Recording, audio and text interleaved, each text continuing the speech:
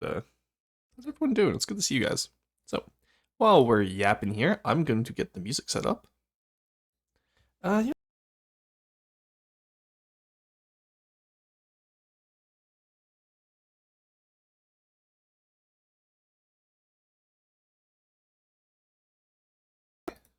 Oh, there we go. Never mind, it's working now. All right. No, I didn't mute myself. It was just I touched my cable. I was moved it around. Whenever I touch my microphone cable, it gets um super touchy. Okay, Hamster, if you keep like hammering on the same point, I feel like you should have gotten the message by now. But if you keep hammering on the same point, I will just time you out. So just think about it a little bit better. Hello, Sleepy. How's it going? Finally cut you live for once? Yeah, Kioske, welcome in. It's good to see you, dude. All right. What are they doing? Relaxing music. Yes. Where's my usual one? Ah, here it is. Been loving this soundtrack lately. Let's get the YouTube music up. Chat, please tell me if you can't hear my music this time. I know we went like half a stream the other day without you guys telling me about it, which is very funny, but we did the super section on my sub, as you said. Don't know if you saw it though. Well, if you submit it today, I'll see it. Come on, disappointed. I thought this time it's gonna be a mime stream. You know what? Maybe we'll do that for a special event where the first stream where I get hands, I can do a mime stream. Okay. Music I think is absent. I can't hear it, guys. I literally just set it up. Give it like 2 seconds. Oh no, that is really quiet. Okay. There we go. You guys should be able to hear it now. Interpretive dance stream when true. There we go. Or got hands? No, I don't. That's what I'm saying. But what if we do get hands? Then we'll do something like that. Because honestly, I would love to be able to add hands to this design, because I talk with my hands quite often. Does Rory have feet? This is unconfirmed. Allegedly, I do have feet. So everybody's really quiet. Yeah. I fixed it. Of course, you talk with your hands. Yeah. Do not feet the stem. Alright, so today's plan, and this week's plan in general. So I got started on a EU5 Maya video. I still can't do the Onyx Watch tutorials until the sale update comes out. It should have been out by now, but there was a snag with development, and the devs went on break afterwards. Because it was supposed to be out for December, obviously. But, you know, I know Sean said sales are going to be delayed, and we just have to wait until they're not delayed anymore. And then we'll be doing the Onyx Watch tutorials over on YouTube. And then once I start the Onyx Watch tutorials, I'll do the Onyx Watch War Shorts as well. So I have a few Deepwater Guard War Shorts I need to do this week. So I'll probably get one out tonight. And then maybe the next, like, probably one Wednesday, probably one Friday, just to, like, catch up on the war. We're almost done the Deepwater Guard War, though, for the shorts. Which is pretty nice. And then, aside from that, Dwarf Fortress Hunter-Gatherer only is just going to take a little bit longer. I'm really hitting the snag with how I want to do it, which is unfortunate. But that's pretty usual for most of my new formatted videos, right? So, hey Krill, how's it going? The food and feet chat does not exist, true. Well controlled test to see the reaction for mime stream interception. Smart. Yes, boots. So I do have boots. The boots are toggleable.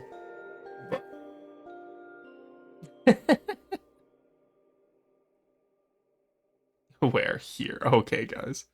But yeah, aside from that, what else do I have this week? I think it's mostly just the EU5. India Part 2 I want to do as well at some point, because we're doing like the whole overarching story there, which is really fun. And then obviously FTD, I'm hoping to get one build done a month this year. That's going to be very ambitious for me, but if I could do that, I'd be pretty happy. Because I just need a few more Deepwater Guard builds that are on the smaller side for the campaign, then I can start that. And then, obviously, the Onyx Watch only campaign is going to be probably a 2027 fin, but I'm having fun building the Castellan, at least. And then I might switch it over to Châtelet for the French, or Châtelet, because then I can do the Guillaume and the Vluge. And like just do like a French Onyx Watch. Because we're kind of running out of English words for Onyx Watchcraft. Oh, I see, we're all sitting bisexually, okay. But yeah, what do we feel about that? If we can get one build a month, how do we feel about that, chat? I feel like it's something we could do. I feel like it's achievable. Hello, JJ. Okay, you know what? You guys aren't gonna be much help here. The audience is sat down. It does seem that way, doesn't it? You guys are all sitting down at your desks, I see. Ready to learn history. Yeah, you know what? Yeah, this is all a con. Maybe I hurt my knees most times. Oh my god, Sleepy. Also, wild that the Twitch moderation catches hurt my knees. For the record, it wasn't bisexual. I got auto-modded there. It was hurt my knees that got auto-modded. That's wild to me that Twitch could pick that up.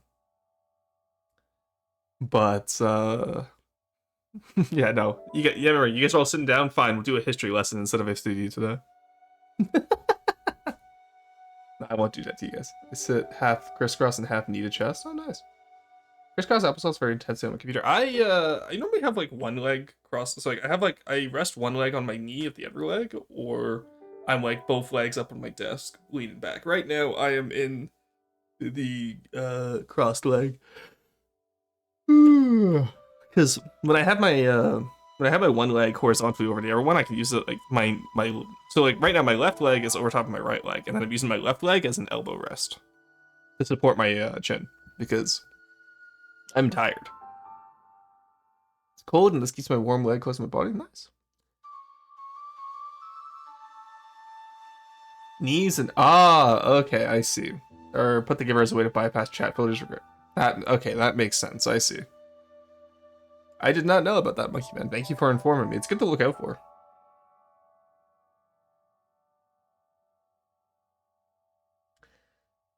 Also, Monkey Man, did you see what I reacted with to when you said you didn't know interior today? I hope you saw that reaction.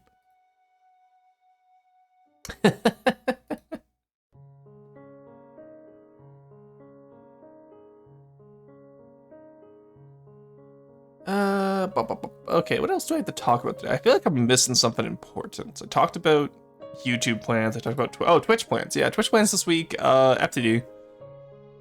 Trains, and then Sundays will just be whatever I feel like at that time. I'm not gonna schedule Sundays anymore. I think I'm just gonna put whatever I feel, and then that can just be our off day. Because that way we have trains, we have FTD. It's a good time. You know what I mean? I have an ottoman, the furniture one. No, I thought you meant you had like just an entire person. That I always used to lay my legs up. It's really comfy. That's fun. That's fair. Yes, I did, bastard. Hot take: racism is bad. True.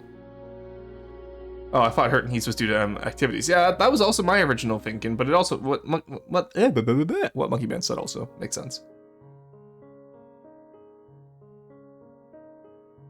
Can't say it's in our God-given country. Okay, guys. Hers have interior instead. Oh, thank God. Are they gonna be as bad as the one kitchen area? But I'm joking with Monkey Man about that, but it's not as if my interior on the cast one's gonna be any better. Then again, I've also designed and organized multiple rooms in the castle already. Just the angry emote. I need like that. I need like that emote, but for my own stuff. Because like disgust doesn't work as an anger emote. I need like an actual anger emote. Meanie. Oh, I'm sorry. Alrighty, let's come over here. Whee! Throw on the hard hat because we actually are going to be working today. I know. A scary thought, chat. We'll actually be working today. Where's my game set up? Here we go. Alrighty. That looks about right. You really think I would get this all on like hotkeys by this point, but is this new or have I been blind? Sleepston? Sleepston's new. Basil made that a few weeks ago now. I mean, the disgust emote is close enough, I guess. That's what I'm saying, right? Like, I very rarely... I don't use an anger emote often, so I don't have one.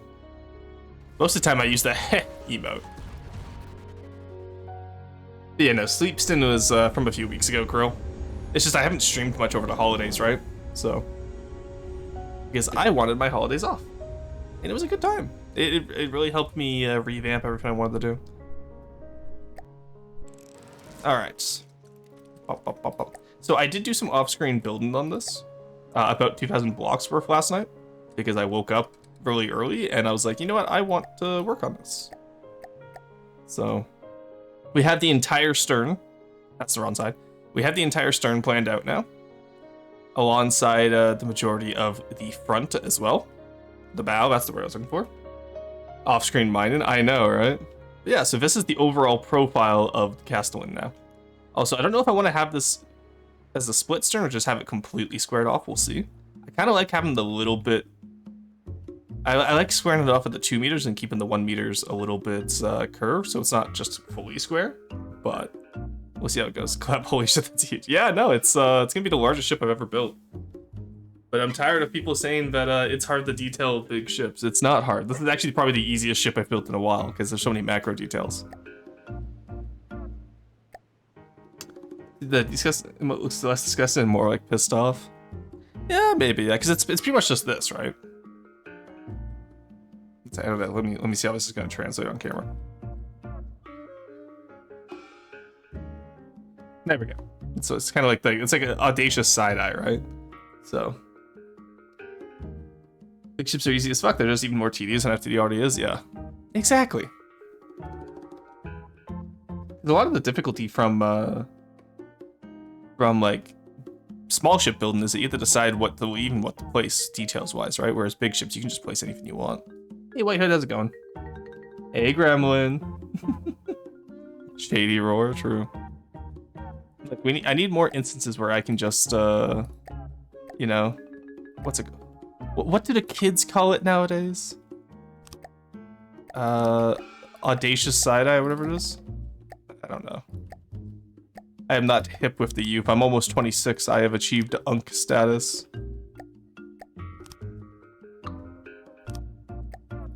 Alright, so I have this here. This will be a layer above the deck down here. So I'll probably have cut-in staircases either side, I think. The Gen Z stare. No, the Gen Z stare is when they just stare at you and they don't understand something. Okay, millennial, calm down.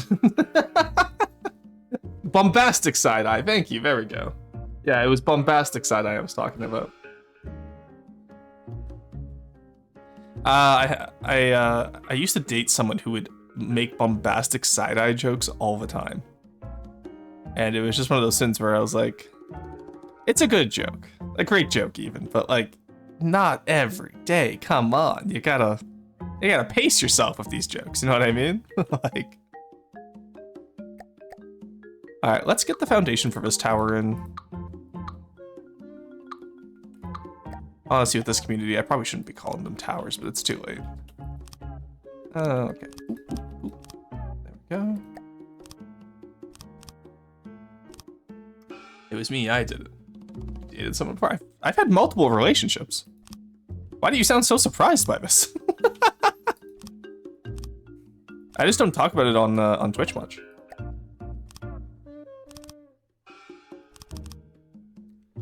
No, I've had multiple relationships. It's just my last one, like in my last year of uni, didn't go extremely well, and I've just kind of been a sad little guy ever since.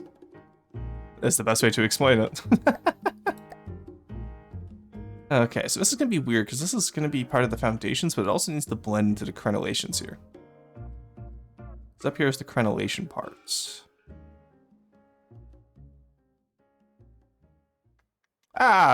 We'll deco it in post if we have to. I want the foundations to be the solid part, and then the crenellations can be decoed on if need be. Okay. There we go.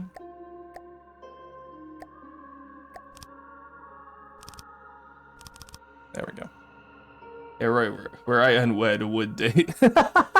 Absolutely. Were I unwed? Literally just for the fact that you said, were I unwed? But, I don't know, it's one of those things where... okay, is that gonna be the topic today, chat? Are we just gonna talk about love lives? I'm down to talk about this, but I wanted to make sure, like, is this the vibe today? You know what I mean? I think people would put too much emphasis on dating. And labels in general, but... because, like, I was with someone off an app the other day. I think we've seen each other, like, a few times, and they were like, hey, what are we? And I was like, I don't know, we haven't discussed this. And they got really upset by that. I was like, why is the onus on me to discuss the label? Like, if you want to have that discussion, let's have that discussion. But, like... Anyway, so she got, you know, vaguely upset by stuff. And I was like, okay, you know what? I don't think this is going to work out. Because if you can't communicate on something as basic as this, I don't want...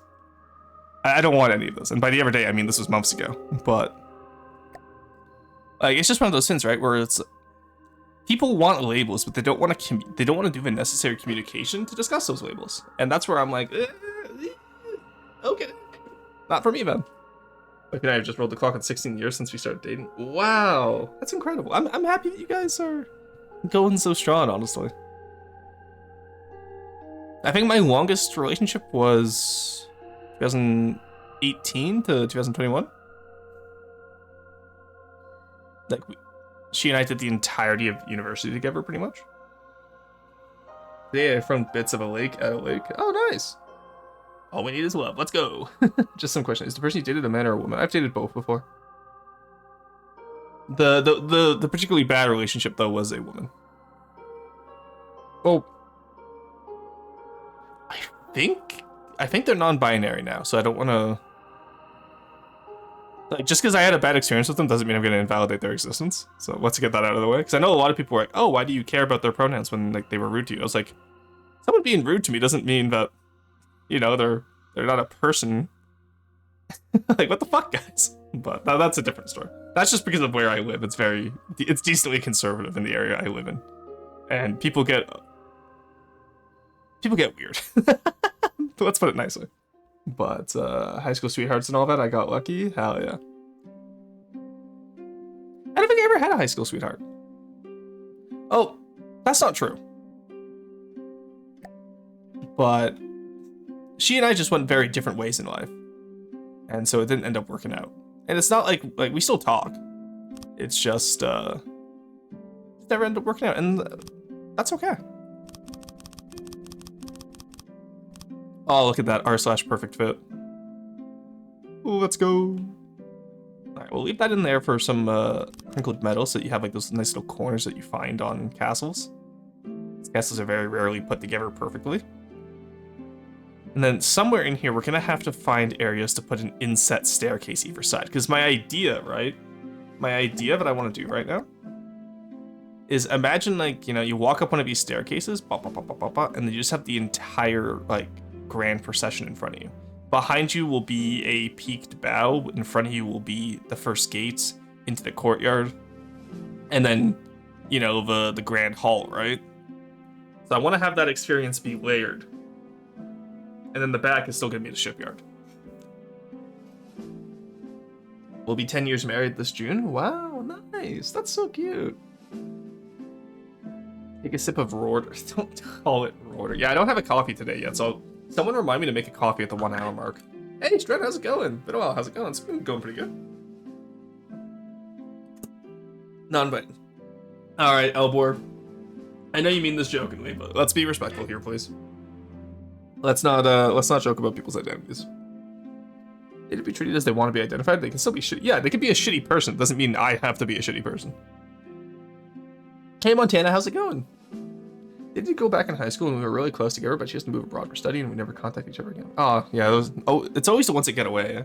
I had something similar, but I recently reconnected with her. She was an exchange student from Brazil, and we were really close. And then obviously when she went back home, this was a little bit before I got my own phone. And so we kind of lost touch. Anyway, I recently, so we reconnected on Instagram, and then I found out that she also Twitch streams. And she has like 5K followers. And so I went into her chat one day and just talked Portuguese with her, because she's the one that taught me Portuguese. And I have never seen someone like light up so fast and so happily. And so we just yapped in Portuguese for a while, and then she was like, wait, since when do you know Portuguese? I was like, well, you started teaching me, and then I learned the rest on my own, right? And then, so I asked her, I was like, how's your English going? Because she didn't really keep up with her English because she went back to Brazil, right? But she still has a decent amount. So it was fun just getting, again, that's why I love languages, right? Languages let you connect with so many people. You know, right? Have a prototype dedicated cram battleship in the works. Hey, look at my cram battleship. See, Montana, if you're gonna do a cramped battleship, you should do Onyx Watchstyle. Learning languages can be so fun. Exactly, right? Wow, that's really nice. Yeah. Yeah. I don't know if she wants me saying this because she's also a public figure, but you know what? I'll yap about it a little bit because I just won't say her name. Rorston fumbled a Brazilian baddie. Okay, buddy. The thing is, she watches streams occasionally, so I don't know how much I can talk about before I get an angry DM going, "Oh my god, I can't believe you're talking about me." But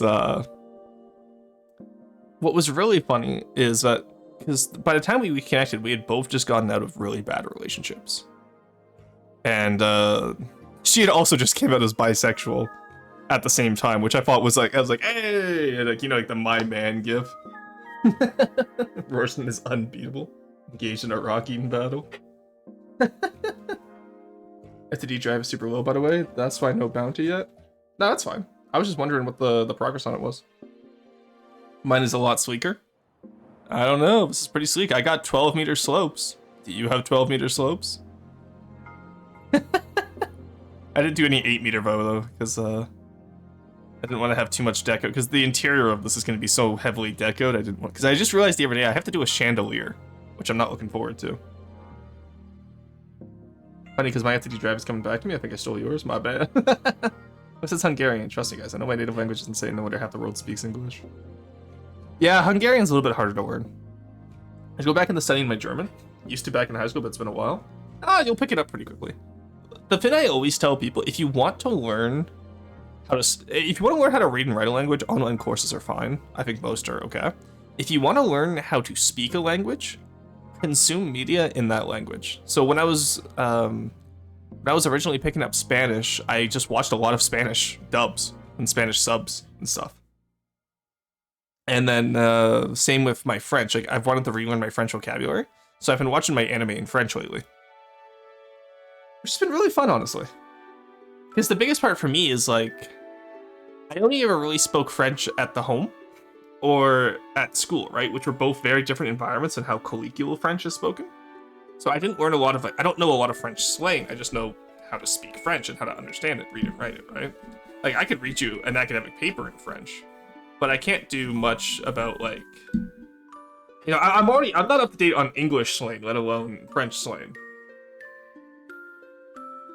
A bit? Well, I think it's quite an understatement. Learn English from Doctor Who and Top Gear? Exactly. And I know some people, you know, watch a lot of streamers in English to learn English. I've seen that before, so. Put a pickaxe, shovel, and hard hat in the super secret. Why a pickaxe? Shovel and hard hat, I understand, but. Pony has the buy emote from Rorston. No, I need more for the buy, people. So I remember most of it, most of the insults. Fair. What's between academic language and conversational language? Exactly, right? Keep meaning to learn German, but I did a bit in school, but I never really learned all that much. That's fair. That's so fair. But yeah. Anyway, that was our little love. That was our little love life talk. Actually, do I want to talk about more? No, not really. I don't know. I'm kind of a private guy when it comes to stuff like that. Like, I'm not gonna be like, you know, like, I'm not doing the whole idol culture where it's like, oh, I can never let my chat know if I have a partner. But it's one of those things where it's like, it probably won't come up too much, just because I'm kind of private when it comes to stuff like that. All right, we can get some of the floor back here, and I really should focus on one area, but I'm kind of in that mood where I'm like, you know, running back and forth between everywhere, so. You know, share everything that happens to you every millisecond? How are you even a true content creator? Oh, I know, right? Well, ideally, too, over time, I'd like to switch the VTuber into more of a character and less of just me. Because that way it would be easier to separate content from myself. But I've kind of already been doing that slowly, which is quite nice. That's why I have the About Me section on the Discord, because I do eventually want to actually fill that out and have it, what's it called? Actually, be a character soon. Alright, put you here, here, you here. These areas are all good to go. Why are you like that? Oh, because you're part of the, yeah, that makes sense, that makes sense. Excuse me. No, that's just a little hallway back here, isn't it? How did I do this? Why did I do this? Whamps did I do this? No, that's part of the wall, so it actually works to have, like this and then, okay, that works. So there's the interior floor plan there. And then that's just for floor 2, and then we're gonna have some balconies coming across here. So, obviously over the staircase we need to fill that out. And then this will probably be the exit onto the balcony, I would assume. So let's put this in here. That's 5 wide. Let's make that a 7 wide balcony. And have it come all the way across here. And this is what we'll do. We'll be able to do like live music and whatnot up here for the guys. So like, you know, like we'll put some instruments up here on either side, like have like a little band, kind of like Reigns of Castamere, that shit, you know what I mean? Go. Alright, I'm pretty happy with that. And the rest of us can just be solid wall. There's the character, he's actually Mole from Atlantis. It's not hidden, but it's the focus of the conversation. Bad Boy's gonna have so many turrets on it. It's not hidden, but it's not the focus of the conversation. Yeah, exactly. That's a great way to explain it. It's like, you know, like I'm a pretty open book when it comes to questions. I don't. What's the word? I don't initiate those types of conversations. Right? I'm down to talk about it, but made a bridge took me like 10 seconds. It's been too long since I saw it. What? I learned English. I don't have access to internet for most of my life, so it couldn't be it. I just happened to know it one day for some reason. Honestly, that's just how people learn languages. Like, you get to a point where you're like, man, I wish that I could learn that language, and someday you just kind of know that language. You're like, oh, cool, I know the language now. Alright, so I imagine you come out from here. We need to redo this. What am I doing? What am I doing? Hello? Is this it on? There we go. Come out from here. That actually works pretty well. And then in here will be the balcony opening. How does that look in terms of layout? How do we feel about that? Because that gives us a little bit of room down here to like mess around with the dining hall arrangement. And then the dance floor, like the ballroom floor in here will have the chandelier above it. I think that works. Because the chandelier can come up from the 3rd floor. English novel, and every time there's a word I didn't understand with the dictionary. Yeah, that's how I learned. That's how I learned a lot of my vocabulary. Was I read the Ranger's Apprentice series by John Flanagan. By far my favorite YA novel series of all times. It's a coming of age story. It's a like, you know, it's fantasy, like medieval fantasy. Like, it's so good. Like, and the characters are both the female and male leads are super well written, and it's not like, you know, it's not like oh, we're so in love with each other. It's like, no, we're strong, independent, and like for both the characters, like, you know, like, because there's some cheesy novels I've read before where it's like the male character is doing everything for the female character's attention, or vice versa, and both are cringe. But like, because for example, it's mentioned in book 1 that like the main character has a crush on the main female lead, and then they don't get together until book 12 because so much shit happens in between that like stops them from being together, right?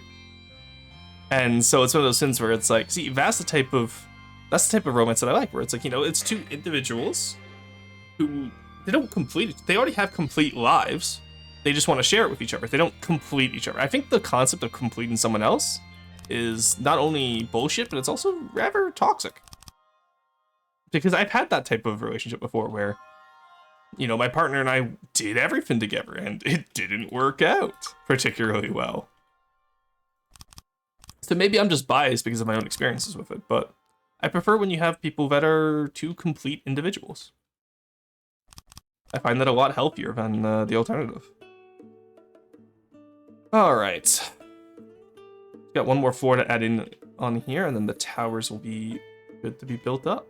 This is every time we complete more of the interior like floor plan, I'm pretty happy with this. Hey, Hannah, how's it going? Good to see you.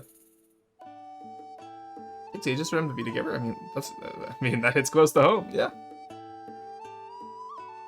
Full-blown feeder layout could really work well with those raised platforms. I think a build at the scale should have upscaled concepts of details. Instead of a band, it's an orchestra. Instead of a bar, it's a brewery. Instead of a council room, it's a full parliament. I understand what you mean, but that's not the point of it. Like, if I was building the Onyx Throne, sure. But this is meant to be just a mobile, like, base, right? So... You know, orchestra, sure, maybe, but I don't think it would have the entire parliament here. Rory, of course, you're biased. Okay, that's pretty good. Because dumb reasons too. Both characters have things to do that are plot important. Exactly, right? That's what I love about it. That's a good series. Oh, have you read Ranger's Apprentice? Fucking love that shit. So, like, you know who I'm talking about when I'm talking about, like, the main character and the main female love interest. And then, like, you have, like, the B plot with, Okay, I'm just gonna say the name so it's easier. So you have, like, Will, who's the main character, and Alice, who's the main female love interest. And then you have, like, the B plot with, like, Horace and Jenny. Oh, it's so peak. And then, like, Horace and Will's friendship as well, where, like, it starts off as, like, they're bitter rivals who become friends by book 3, or book 2, sorry. Because Will sacrifices himself to save Horace. Not, like, a death sacrifice, but, like, I think, if I remember correctly, Will gets captured and enslaved. Which, yes, this is all PG-13, but, it's such a good series. I highly recommend. You know what? Okay, you know what? Maybe that's what I'll do during my subathon. We'll have, like, moments where I can read the Ranger's Apprentice series to you guys. Because I would absolutely read all 12 of the main books on stream. That would be such a fun little event. And plus, Arrow's been doing reading streams. Why can't I? Hey, it would look weird to have some drum and bass sitting around some corner of the hall. That's why it's not going to be in the corner. It's probably just be a piano, honestly, like live music. Why did I say bass? I know that says bass. I'm so fish-pilled lately, my bad. PG-13 that isn't afraid to get dark, it's so peak. Yeah, exactly. Like, it doesn't, like, touch on any non-PG-13 themes, or it alludes to them. Because, like, actually, no, it doesn't, because I think the slavery is pretty explicit. Because they, in book 3, they pretty much straight up explain how, Oh, I just remembered the entire drug arc. Yeah, no, they get pretty explicit with some of the themes. The things I did not pick up as a kid, where, because they completely drug Will in book 3 in order to make him, less, like, rebellious. I completely forgot about that. But a man is expected to do everything to carry the date in Hungary. It's so damn typical and such an unreasonable level. Killed all my willingness to date. Cultural issue, I know. Yeah, it's a little bit of that. Like, there's a lot of societal expectations on dating. And there's also a lot of personal expectations, right? And you gotta kind of put those two together. So, like, if that cultural, like, you know, if that cultural aspect of your country's dating life isn't something you want, then you have to communicate that with your partner right away. That's what I would say there. Because if that is something they want, then it just means you guys aren't for each other, and that's okay.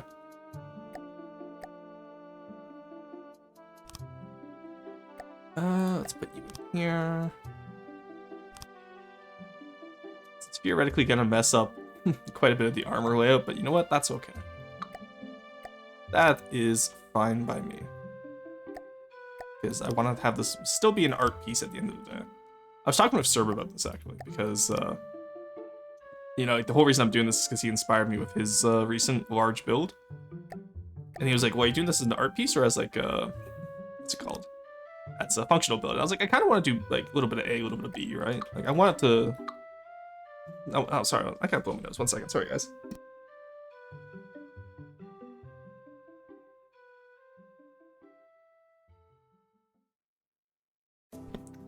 Oh, sorry about that.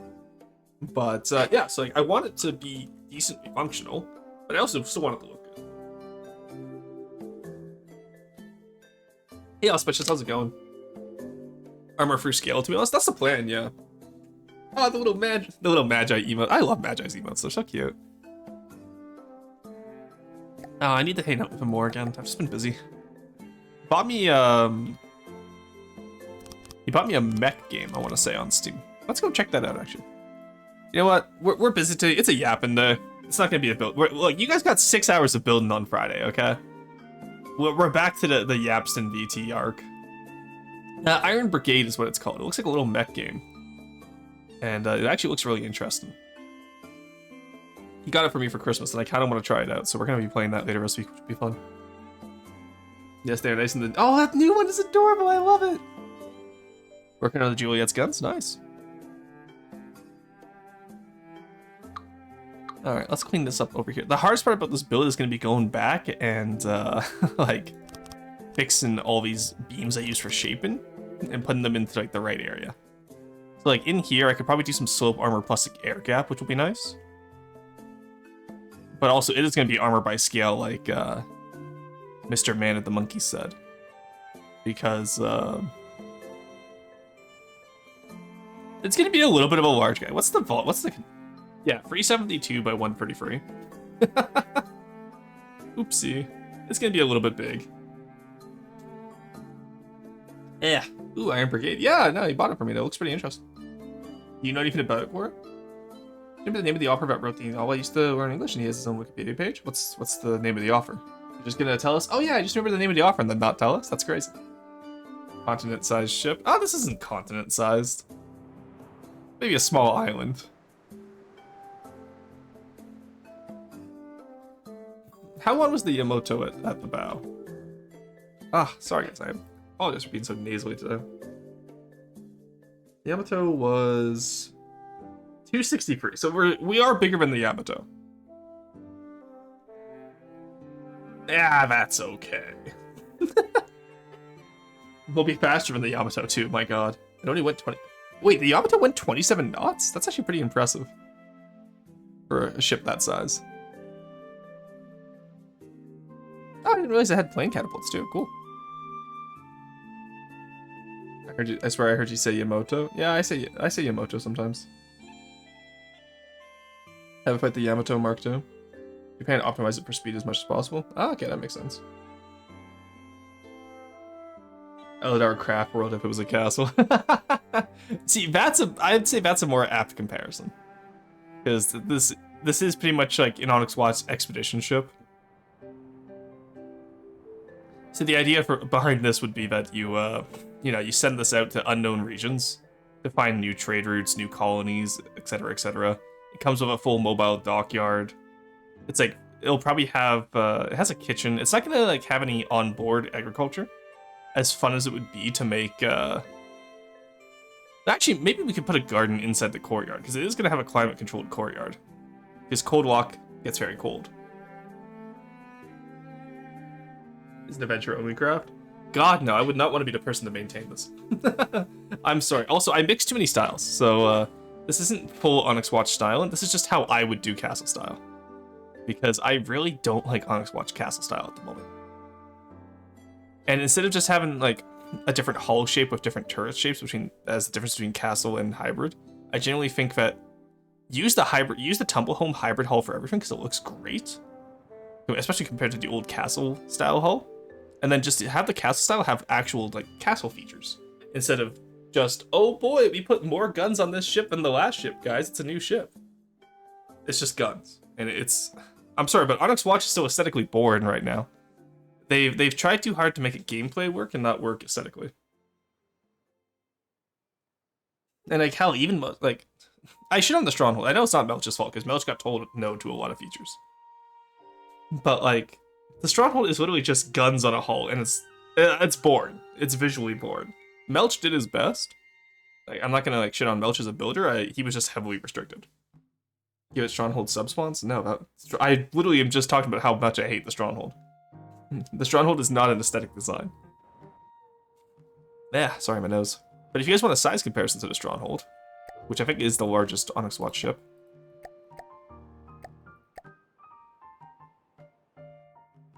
There's your size comparison.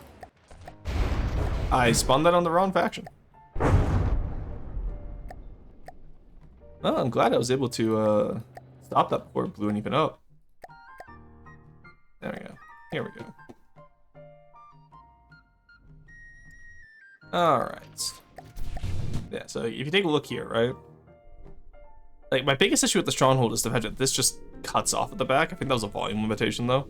But also, it's just like, oops, all guns. There's no other features on this craft. You have bridge, and then just guns. Like, there's no there's no smokestacks, there's no exhaust areas. And Melch, I was talking with Melch about that. He said it's because Diesel's told him not to. But it's like, this is so aesthetically boring. I'm sorry. You know what I mean?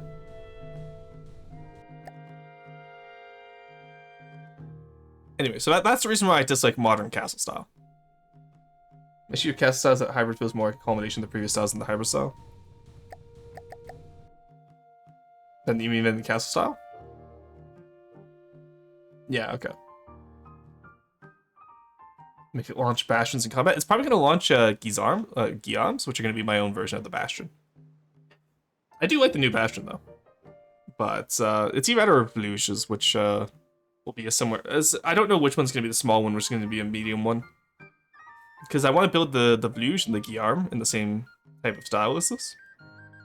Oh, those will be more classical hybrid, I think, and then just go from there. Spawn ship fire. Yeah, it's a little bit loud. I apologize. Hey, McDoomington, how's it going? Good to see you. But yeah, so as we yap today, here, someone else picked the next topic to yap about. We talked about love lives. We talked about my dating life. Whatever lore do we want? I don't have any Archie stories lately because there just hasn't been much going on. We found those footprints in Mexico a few years ago, but still waiting for more research to come out on that before I get on the hype train there. What's the land for this new ship? We literally just showed it was 372. 372 by 143 by 52. Probably it's gonna be by 64 if I have to guess, because we gotta add on another floor and then the roof and then some turrets. But do keep in mind the majority of the back section of the ship is gonna be hollowed out for the dockyard area, so it's not gonna be. Hopefully, I'm not going over 200k volume with this. I was originally my flagships were only supposed to be like 75k volume. You know, like still smaller than the Megalodon, but at this point, it's whatever. I'm just gonna put a restriction on using it offensively, I think. Girl, enjoy your work. It's a bit big. Yeah, just a little bit of a big lad. Way too big, it's 545 where? Honestly, if you can make it work, go for it. But the whole reason I'm doing this is because I've been saying for years, I can say years now, that people build too big, and that's why their ships look bad. It's because they don't know how to build big. And so I figured, you know what? I've been talking shit on large builds for years now. Let's do my own large build and see how I do. And the answer is pretty fucking well so far with just the outline. Because even with just an outline, this is already more detailed than a lot of the super battleships I've seen you guys build. And yes, I am gonna call you guys out for this. Alright, enjoy your works, both Krill and Gravitas. Have a good one. Big smokestacks? Yeah, I'm gonna do a quad smokestack layout on this, I think. Okay. Do I want to put in crenellations right now? Oh my god, sorry, one second, guys.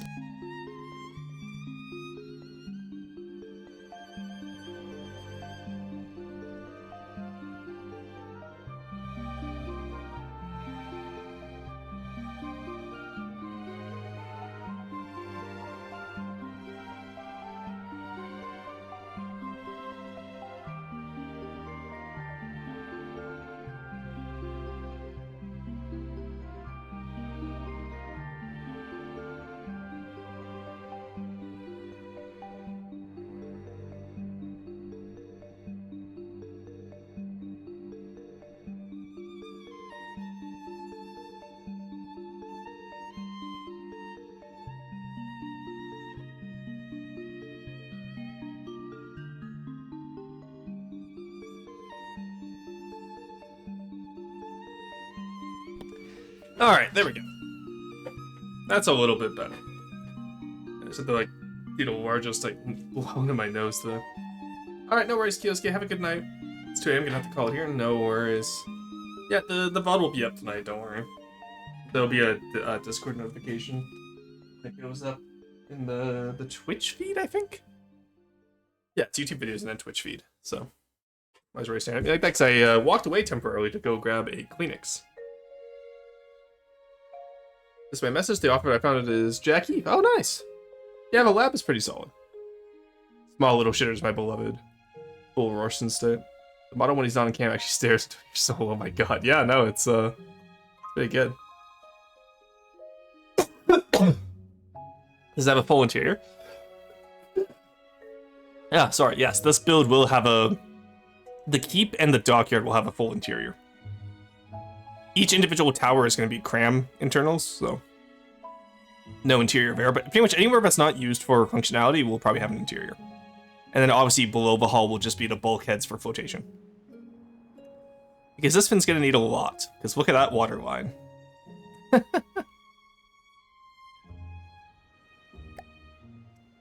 Ah, it's going to be a crazy water line to try and get working. Have a good night, Kyosuke. Scroll up and read the longer message since I think anyways, thanks. Good night. Yeah, no worries. Hello there, Mr. Royston. Hey, Magi, how's it going? Yes, I'm from Southeast Asia. Yeah, that makes sense. Alright. We have quite a few people from Southeast Asia in the community, which is always really cool, I think. It's really cool how, like... I do genuinely think we have someone in the community from every time zone in the world, which I think is really cool. How did Dev treating you? We're doing pretty good. We're building the castle today. We're just slowly shaping stuff up until we figure out how we want to do stuff. Which, on the topic of which... I'm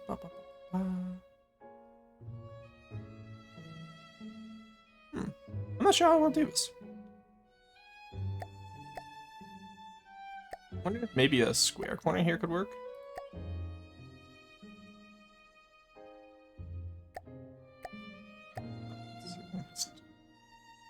Why is the square corner not here? I know, I'll have to worry about that later. Complain about my water lines? Well, yeah, it's gonna be pretty high above the water line. Because this is gonna be the water line right here. I feel like that's a decent water line. Whether or not we can achieve that water line is gonna be difficult, but I can always hydrofoil it and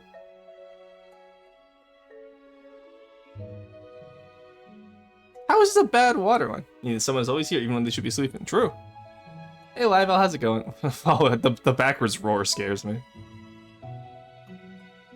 Yeah, what's wrong with this water line, Monkey Man? Let's actually finish the whole outline while I'm talking about this. Alright. And that goes into the 3x3, it's okay.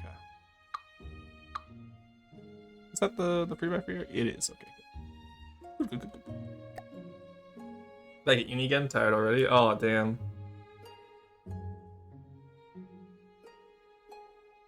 No, that's how uni life goes. But hey, you're almost done probably, right? I think you've been in uni since you joined the community here, which means you're like I've been around for 2 years now, which means you're probably only have a few years left on your uni.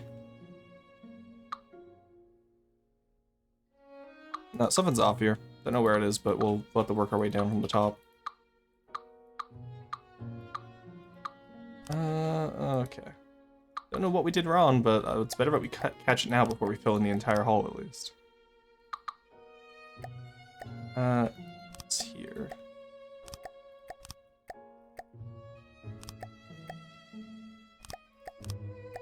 Oh, nice.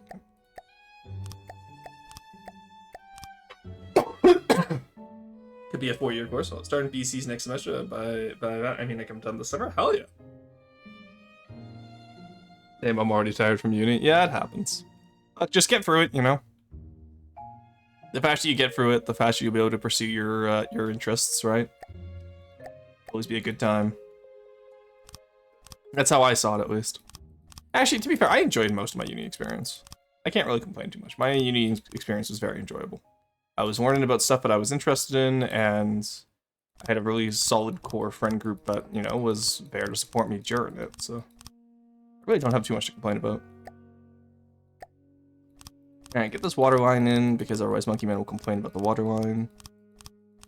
SMH. Alright. Yeah, I would say, because like that's what, 10 blocks? Yeah, it's 10 blocks above the water, and then it'll be multiple blocks below the water as we line it up with the hull. I say as if I won't just start my candidates, my master's right afterwards. Ah, that's fair. See, honestly, I thought I was going to do my master's right after my undergrad, but I decided to work for a little bit first. And I would honestly recommend that, is work a little bit first in your field. before going for your master's, because the last thing you want to do is you don't want to get there and then realize, oh wait, I don't enjoy this. I've had a lot of friends who are like that, where like they go all the way up to their master's, and so by the time they're working in order to earn their PhD, they're like, wow, I actually don't like this topic whatsoever. I'm not saying that's going to happen to you. I'm just saying it's one of those things to be wary of, right? Also, whoever's going to have to end up decoing this is going to suck.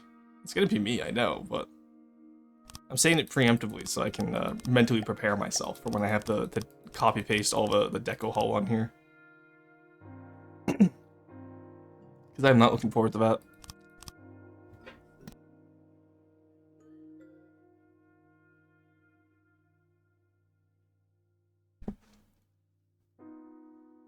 I'll complain anyways. Ah, that's fair. At least I'll have an actual interior. And probably no truss on this build. Can you believe it, Monkey Man? A good-looking build that's not trussed? The audacity of some people. Ah, I have sleep in my eye too. God damn, I'm just not functional today. Sorry, guys. It's one of those days. Alright. Let's get the 2 meter section done up. Here. Because once it starts, like, you know, once we start doing, like, the entire hull formation, that will also be a lot better. It'll help shape it out a lot in our minds, too.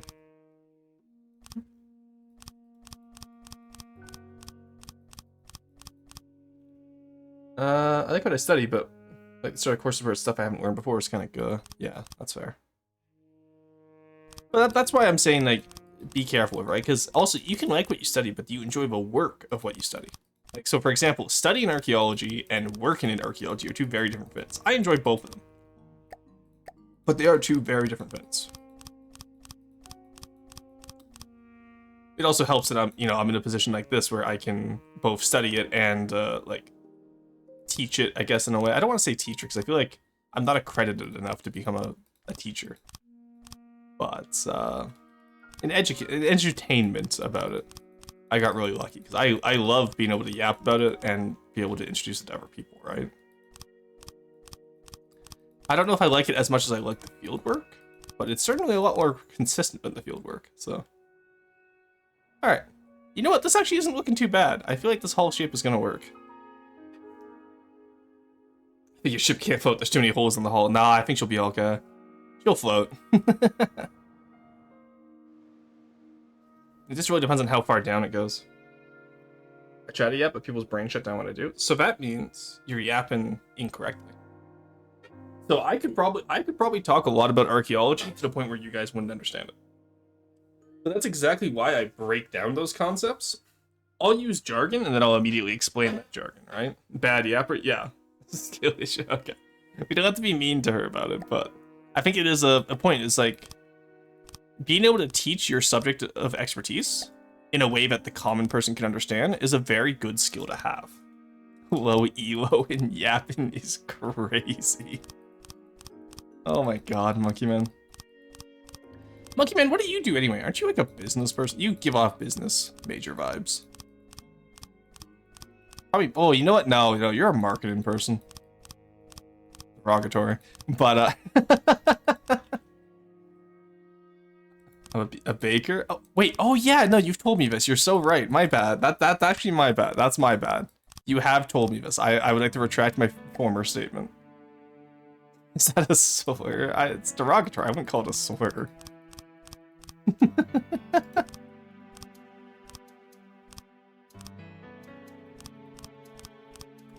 Alright. Honestly, I think all methods of employment are valid. I think there's too much emphasis on like, oh, am I contributing to society? It's like, do what you want. You have a limited time on the earth. Do what you want, and as long as, you're not harming people, it's okay. Hence my hatred of marketing majors. I'm sorry, but I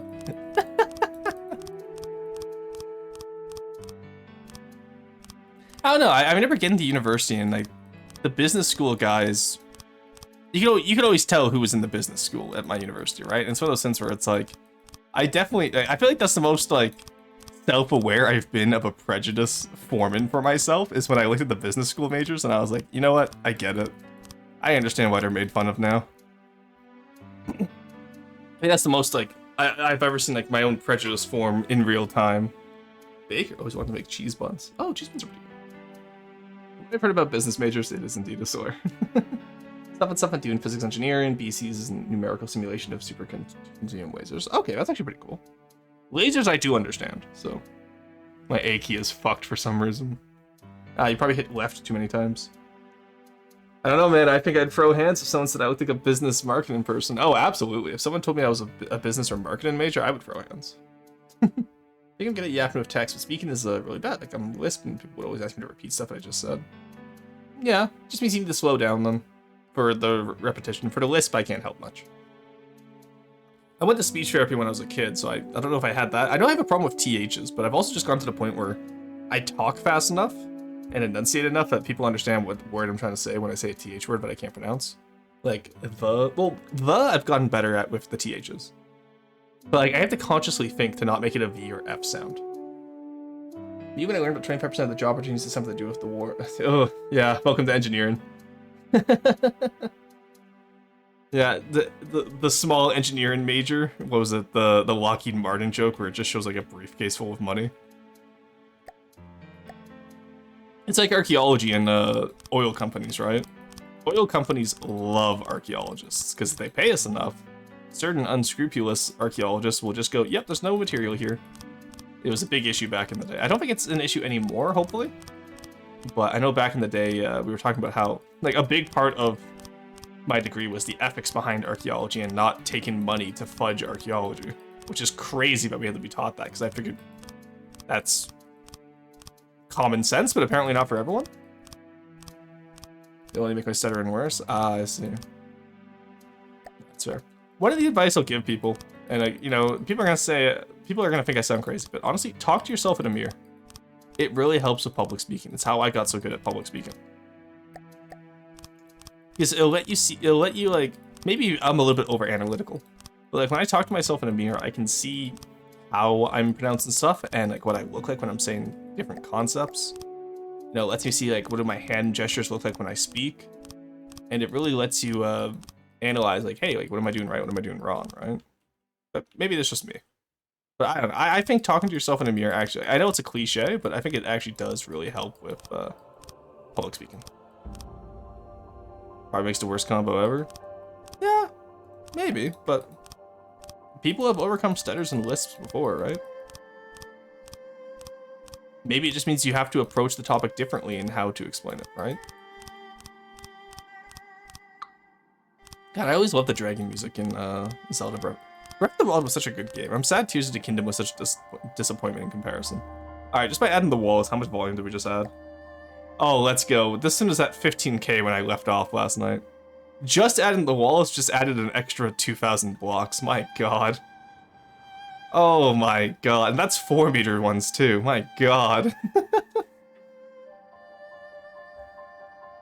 Hey Ray, how's it going? Lockheed Martin is to engineers what NSFW furry art is to artists. Absolutely. Back in secondary, I took business classes because my naive teenage self thought it would teach me taxes and economic management. It had to be basic primary school math applied to the private sector. Yeah, no, it's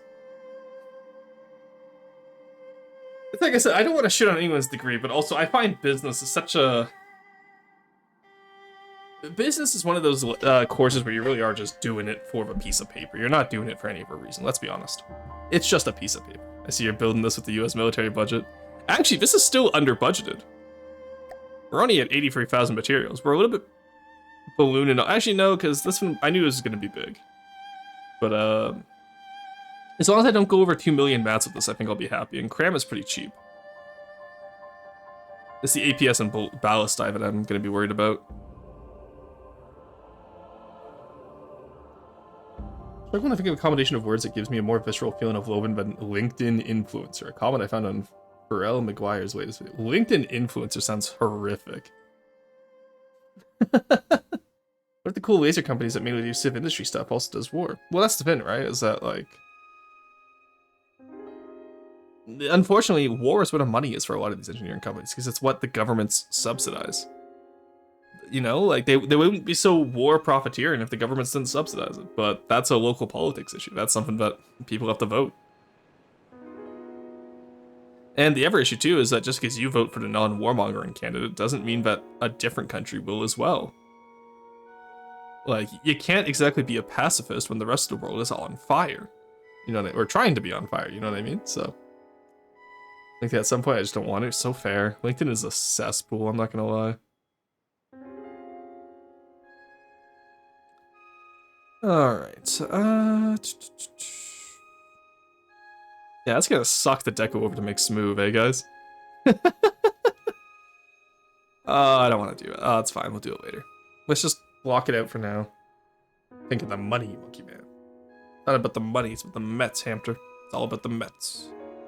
Love the Mets.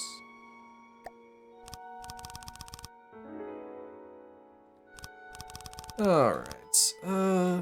We're gonna switch to vertical here because otherwise I'd have to do some weird things for 12-meter slopes, which I don't want to do. I'm gonna say it, I don't want to deal with that. So. There we go, that should be 5 down. Maybe I should do. Maybe should I? No, because I have to redo a lot of it. I don't want to do it. So I was gonna say maybe I do only 8 down instead of 10 down, but we're already dedicating this to be a large, massive craft, and we're gonna need a lot of that bottom weight in order to offset the top weight of the guns plus all the towers, right? Be a really big deco. I probably end up will doing that. Come to LinkedIn. It'll be streaming as a health insurance. I'll be streaming as a health insurance chat bot. Oh God, could you imagine? Health insurance VTuber. It's like the Vatican VTuber they have. Did she ever actually stream? Did the Vatican VTuber ever actually stream? I forget. I know like they showcased the model, but I don't know if they ever actually debuted. Which is really funny to me. Okay, it's the first ad break, chat. I'm gonna take a little break here and go grab a coffee, and I'll be right back when the ads are done. See you guys in just a bit.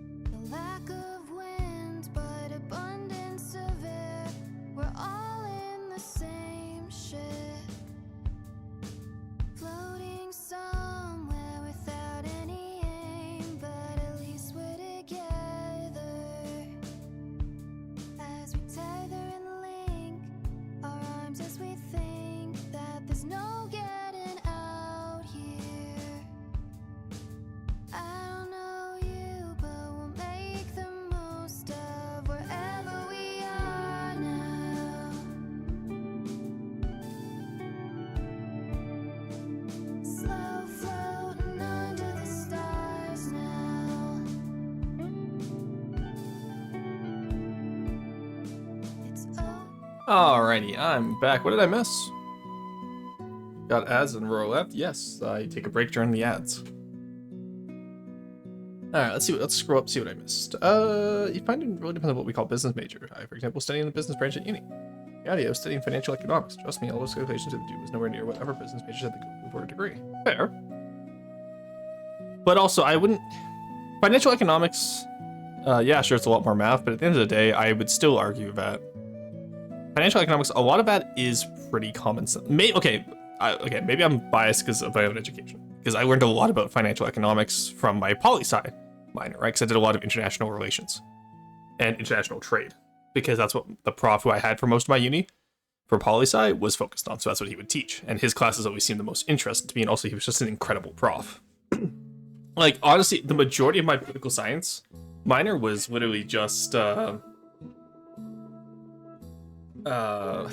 guy's classes. And I think I had like 2 non-this guy's classes. But, roar. Got ads from row left. Yep. Have to go sleep now. Have a good one, Emperor. Hello, Roar taking a nap. No, I went to go get a coffee. I told you guys this. I had to go boil the water and all that. That's how it works. Y'all are acting like you never had coffee before. Alright, so back to the castle. God, I am really happy with now that we're actually like building the lower side of this. I thought it was going to be like too thick, but no, it actually is decently streamlined for if you consider its size and what we're trying to accomplish. I'm pretty happy with this.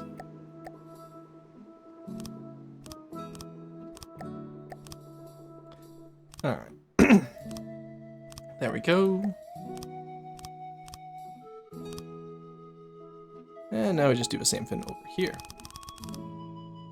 And you silly little goose, needs to be a 4 because it has more health than a 2x2.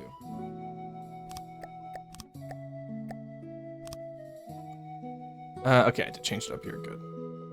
That was gonna be my next question. Is did I change it ever? Because I want to be consistent with how I do this. So like,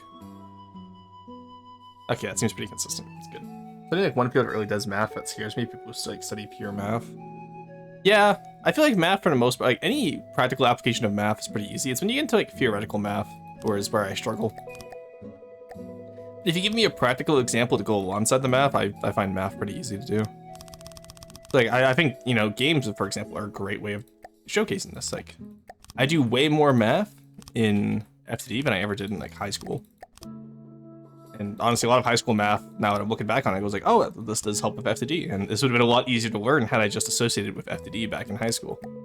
And then for archaeology, the majority of math we do is just statistics, and statistics is like dead easy. I'd be surprised if anyone struggles with statistics, you know what I mean?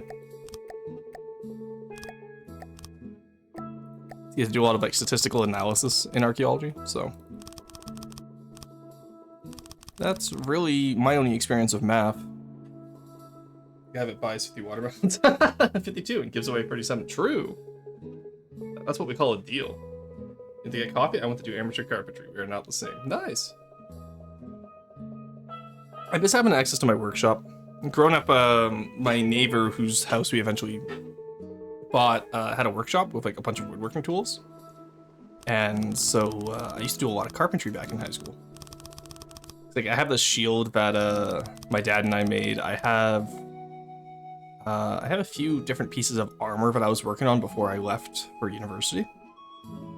Cardboard armor, because like my friends and I would fight with those foam Nerf swords, and so I figured I want to make cardboard armor for it. Because when we got older, we started hitting each other pretty hard, which was fine. But it was one of those things where it's like, all right, if we're gonna like, you know, if this is how we're gonna play, then I'm gonna build myself some armor. I miss that. I miss those times. Simpler times, honestly. One of those things that you look back on, you're like, wow, that was such a good time. I miss those days. When I say carpentry, I don't get your hopes up. I'm acting old nightstand down a bit to make it fit under my new one, so I have more storage for roughly the same space. Oh, nice. Still, it's amateur carpentry, like you said, right? Carpentry is still carpentry. My friend is a civil engineer. He cries in fluid mechanics. Your statistics use might be easy, but it's not easy at all. Statistics is easy. Statistically, it's pretty easy in my experience. Fortunately for myself in the old nightstand, I apparently do not have a proper handsaw. Oh, that's rough. Let's use the hatchet.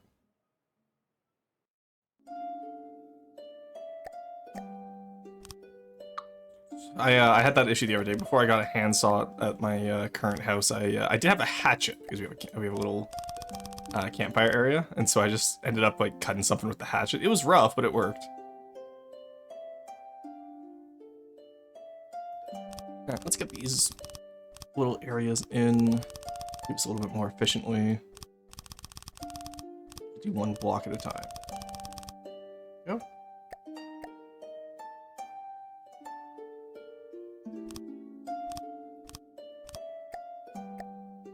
Alrighty.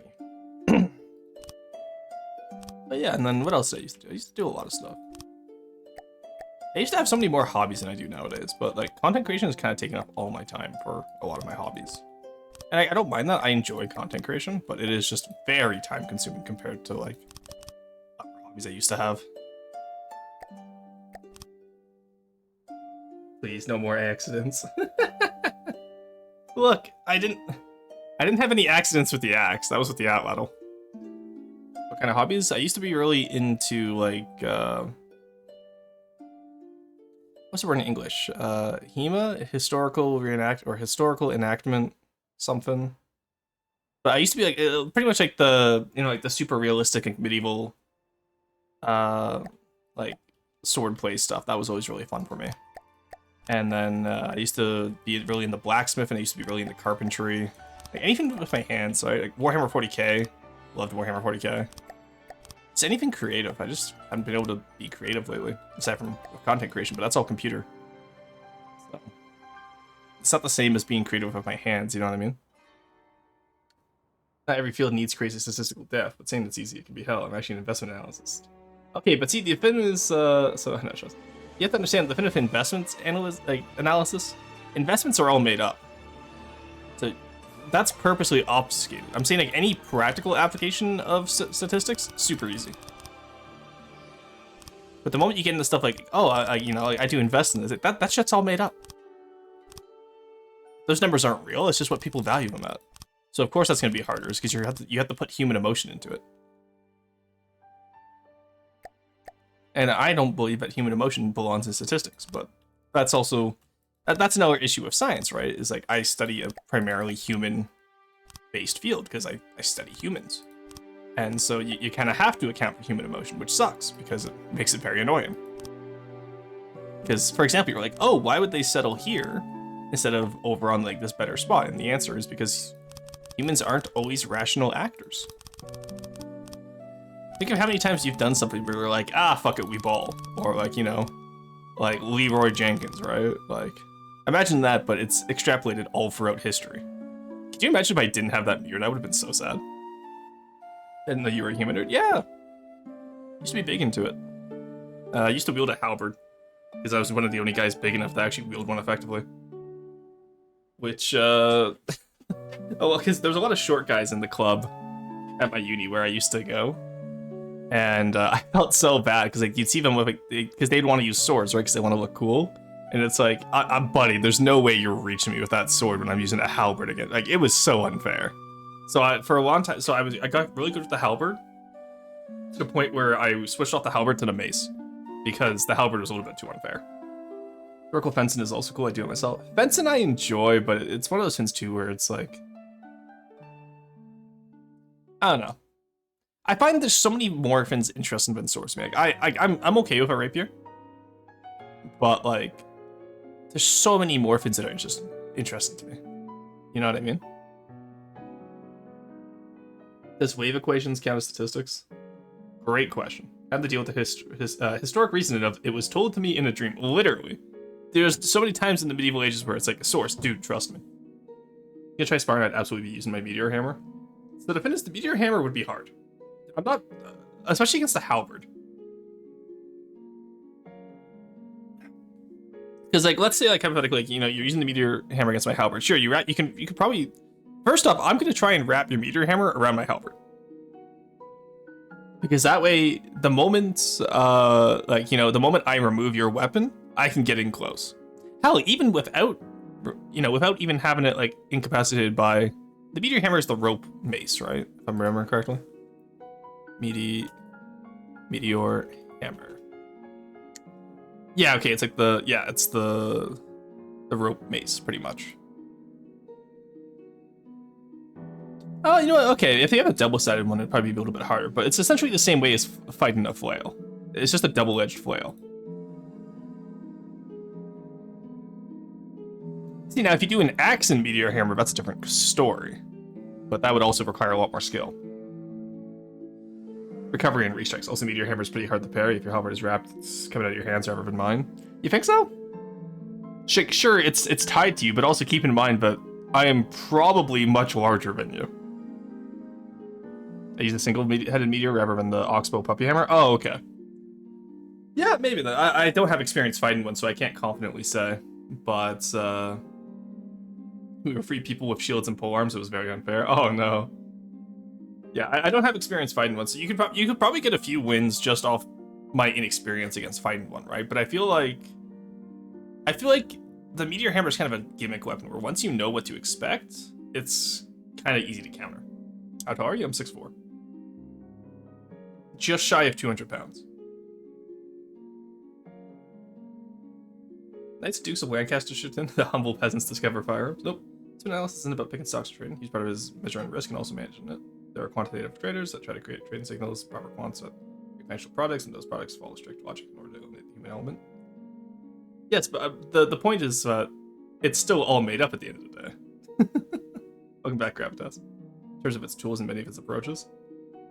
Sure. You're trying. It's the same issue that you run into archaeology. So archaeology is often disguised. It's often argued whether it's a social science or a hard science. I personally am on the side of hard science purely because of the fact that we use so many hard sciences to analyze human elements. But the main argument against that is that it's a social science because you're studying humans, and financials is the same way. Sure, you can use as many hard scientific methods as you want to try and, you know, quantify and put everything together for your investments. At the end of the day, the issue is that you're still trying to study human behavior. Because the market at the end of the day is human behavior. It's based off human behavior. There's no guarantees in the market. Look at what happened with GameStop and with To the Moon. There's no way market analysts predicted that, I hope. Because if they did, what the fuck happened there? But getting open TDT? Hell yeah. It's very difficult to parry even when you're sparring against one, because it's a flexible weapon and at very high speed. Only thing that can easily provide defense is a shield or one polearm. Even then, the polearms can be wrapped around and taken out of the fight.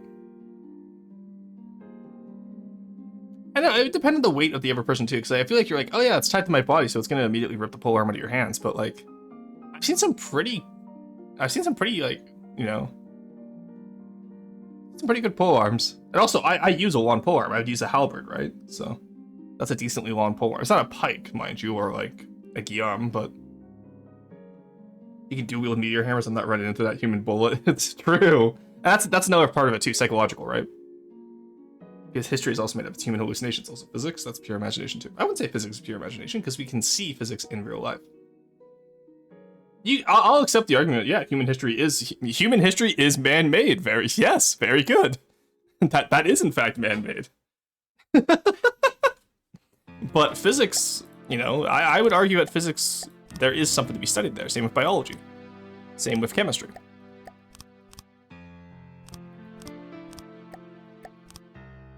And like Elbor, I know like it sucks having to justify your field of study. Trust me, I'm an archaeologist. I get it, but it's just one of those things to consider, right? Because like when you're studying physics, you're not studying how humans interact with physics. You're studying how physics interacts with itself or with the world. Whereas like investment stuff, you're literally just studying market factors, and that is all like, you know, the world doesn't really affect market structures. That is just human stuff. And you go like, oh, well, climate change could affect market structure. Sure, but that's climate change is caused by humans. If I don't pull the power out of your hands, it's still tangled and ineffective. So is your meteor hammer. At least I can still stab forward with a polearm when a meteor hammer is tied around it. You can't swing a meteor hammer again once. Because I'm looking at the meteor hammer right now. Like it doesn't see. Sure, you tangle up my polearm, right? At the end of the day, I still have the pointy end. once you it's like I said, it's similar to fighting the flail. I fought a flail before. Flails are super easy to take out. The hardest part about fighting the flail is getting over that mental block of, oh shit, that's a flail. Once you figure that out, it's pretty easy. Yeah, an oxbow I can imagine would be a lot harder, because that way, like, if you tangle one side, you still have the other side that you could, like, you know, hit the person with. But the only people that are consistently making money from trader stocks are either lucky or insider trading. Yeah, pretty much.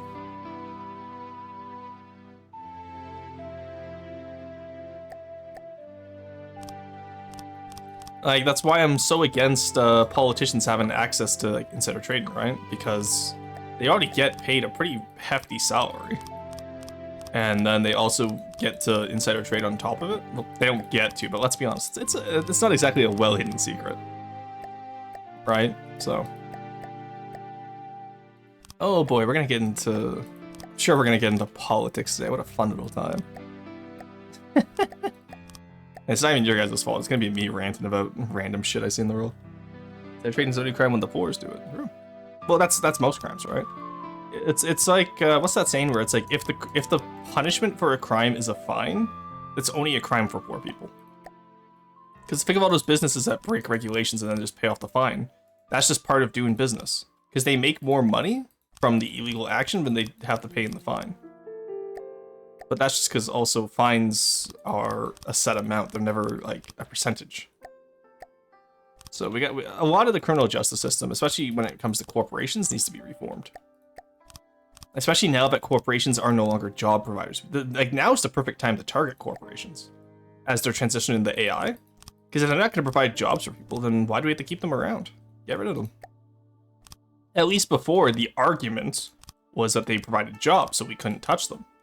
Which, sure, I still think that's a lie as well, but, you know, at least that made sense to a lot of people, so you couldn't really touch them. Nowadays, they don't even provide jobs. Like, there's a data center that I saw that just went up. It took like 8,000 people to build. Sure, that provides jobs. Only takes 22 people to run. And it costed like billions of dollars. So that's not really a job maker, you know what I mean? But, hey, what would I know aside from looking at, like, you know, how past empires collapsed due to the top heaviness of the upper class over top of the lower classes? But what would I know aside from thousands of years of history that showcases that when we get to this point, this is exactly what causes societal collapse? But hey, we can ignore that. Think of the profit margins. It's like when people, you know, like they keep laying off all these people, but they want more people to buy their products. How are people going to buy your products if they don't have money from the jobs you provide, right? Think about it.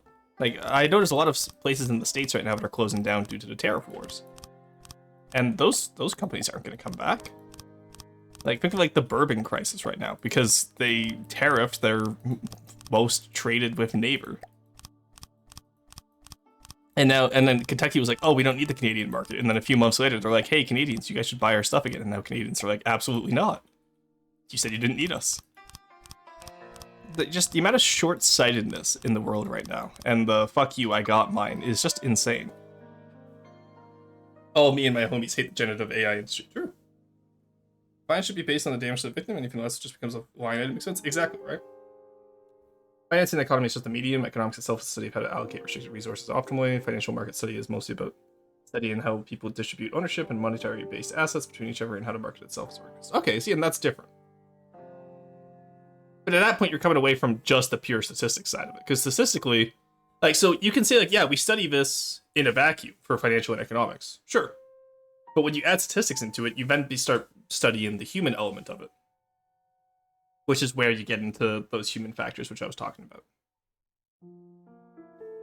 Part of the issue with corporations is that they kind of act as a liability shield, so you can't really do much beyond giving them a fine or and splitting up dissolving the company. Oh, yeah, no, absolutely. Like, I think monopoly boards need to actually go back to preventive monopolies. So, I'll talk about one that affected me. So, recently, Rogers and Shaw in Canada merged. These were some of the two biggest telecom communications companies. And they merged, and it's like, hey, that forms a monopoly over the majority of Western and Eastern Canada. And the CRTC was like, actually, no, this won't be a monopoly. Anyway, a year later now, Rogers jacked up their prices because they have a fucking monopoly. Like, Canadians pay 3 times as much as Americans in telecoms, despite the fact that we have the same infrastructure.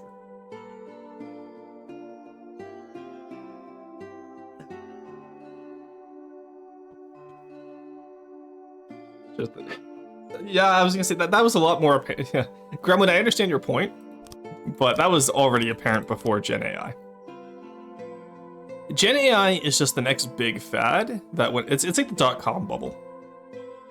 And people are like, well, it's not like the .com bubble because it produces actual value. No, it doesn't. Similar to the AI, little creations that it spits out, it's all made up. Like, there's no value provided by AI that an artist can do, right? And actually, a lot of the time, you notice that value gets decreased because people will notice it's AI and then they won't go to that company. So, like, generative AI is very much a corporate poison pill right now. And the harder they try to push it, the more people are going to push back against it. And there's going to be a point where people push back against it so hard that the companies will either have to realize, hey, we can't do this anymore, or, they start gaslighting the people even more. But, 50 foot tall and it's true. Dodge Brothers versus Ford Motor Company, its consequences has been a disaster for American business culture. Yeah, the fact that they have to provide shareholder value is crazy. And because like I constantly compare this to compare Western restaurants to Japanese restaurants. A lot of the Western economic mindset is that infinite growth, which is unsustainable and impossible. Whereas a lot of Japanese mindset, from what I've understood about the restaurant industry there, from what I've been told by a few people, I'm not going to proclaim to be an expert on it, but it's like, it's enough to not have to have a salary job, and make food for people. It's enough to sustain themselves, and that's where we need to go away from growth and we need to go towards sustainability. And if you want to have growth, have it come from new products. Don't have it come from increase in prices over, you know what I mean? Because when everyone tries to get growth via increase in prices, everyone has to increase their prices. It's a death loop. At the very least, when you do it from a new product, you can at least say, oh, hey, this is new, so it's worth the new money. And especially for restaurant industry, right? Let's take McDonald's, for example. They use the same 5 ingredients for everything. Let's be honest here. It's the same beef on everything. It's the same chicken on everything. And it's the same, lettuce, tomato, whatever, yada, yada, yada. Noise. It's noise. Doesn't matter if it comes from cosmic sources or from human efficiencies. Statistics doesn't really care about it to actually react positively to what you're trying to say. I agree the system is heavily influenced by humans and inferior financial markets are indeed closed systems. You knew every participant's way of thinking, needs, etc., and in the end it would be deterministic. Yeah. But it's the fact that you don't know everyone's way of thinking. Biggest takeaway from the language program was honestly the 7th generation principle. I'm unfamiliar with the that sounds familiar, but you'll have to explain that one. Let's pretend I know what you're talking about, but we have to explain it to the rest of the audience, okay? But I would love to hear that explanation actually. Because we're gonna be yapping today anyway as I build, so.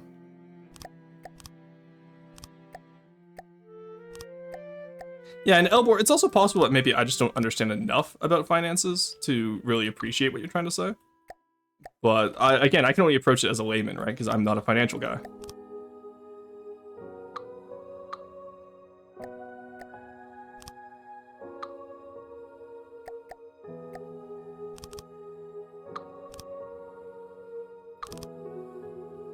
Alright, there we go.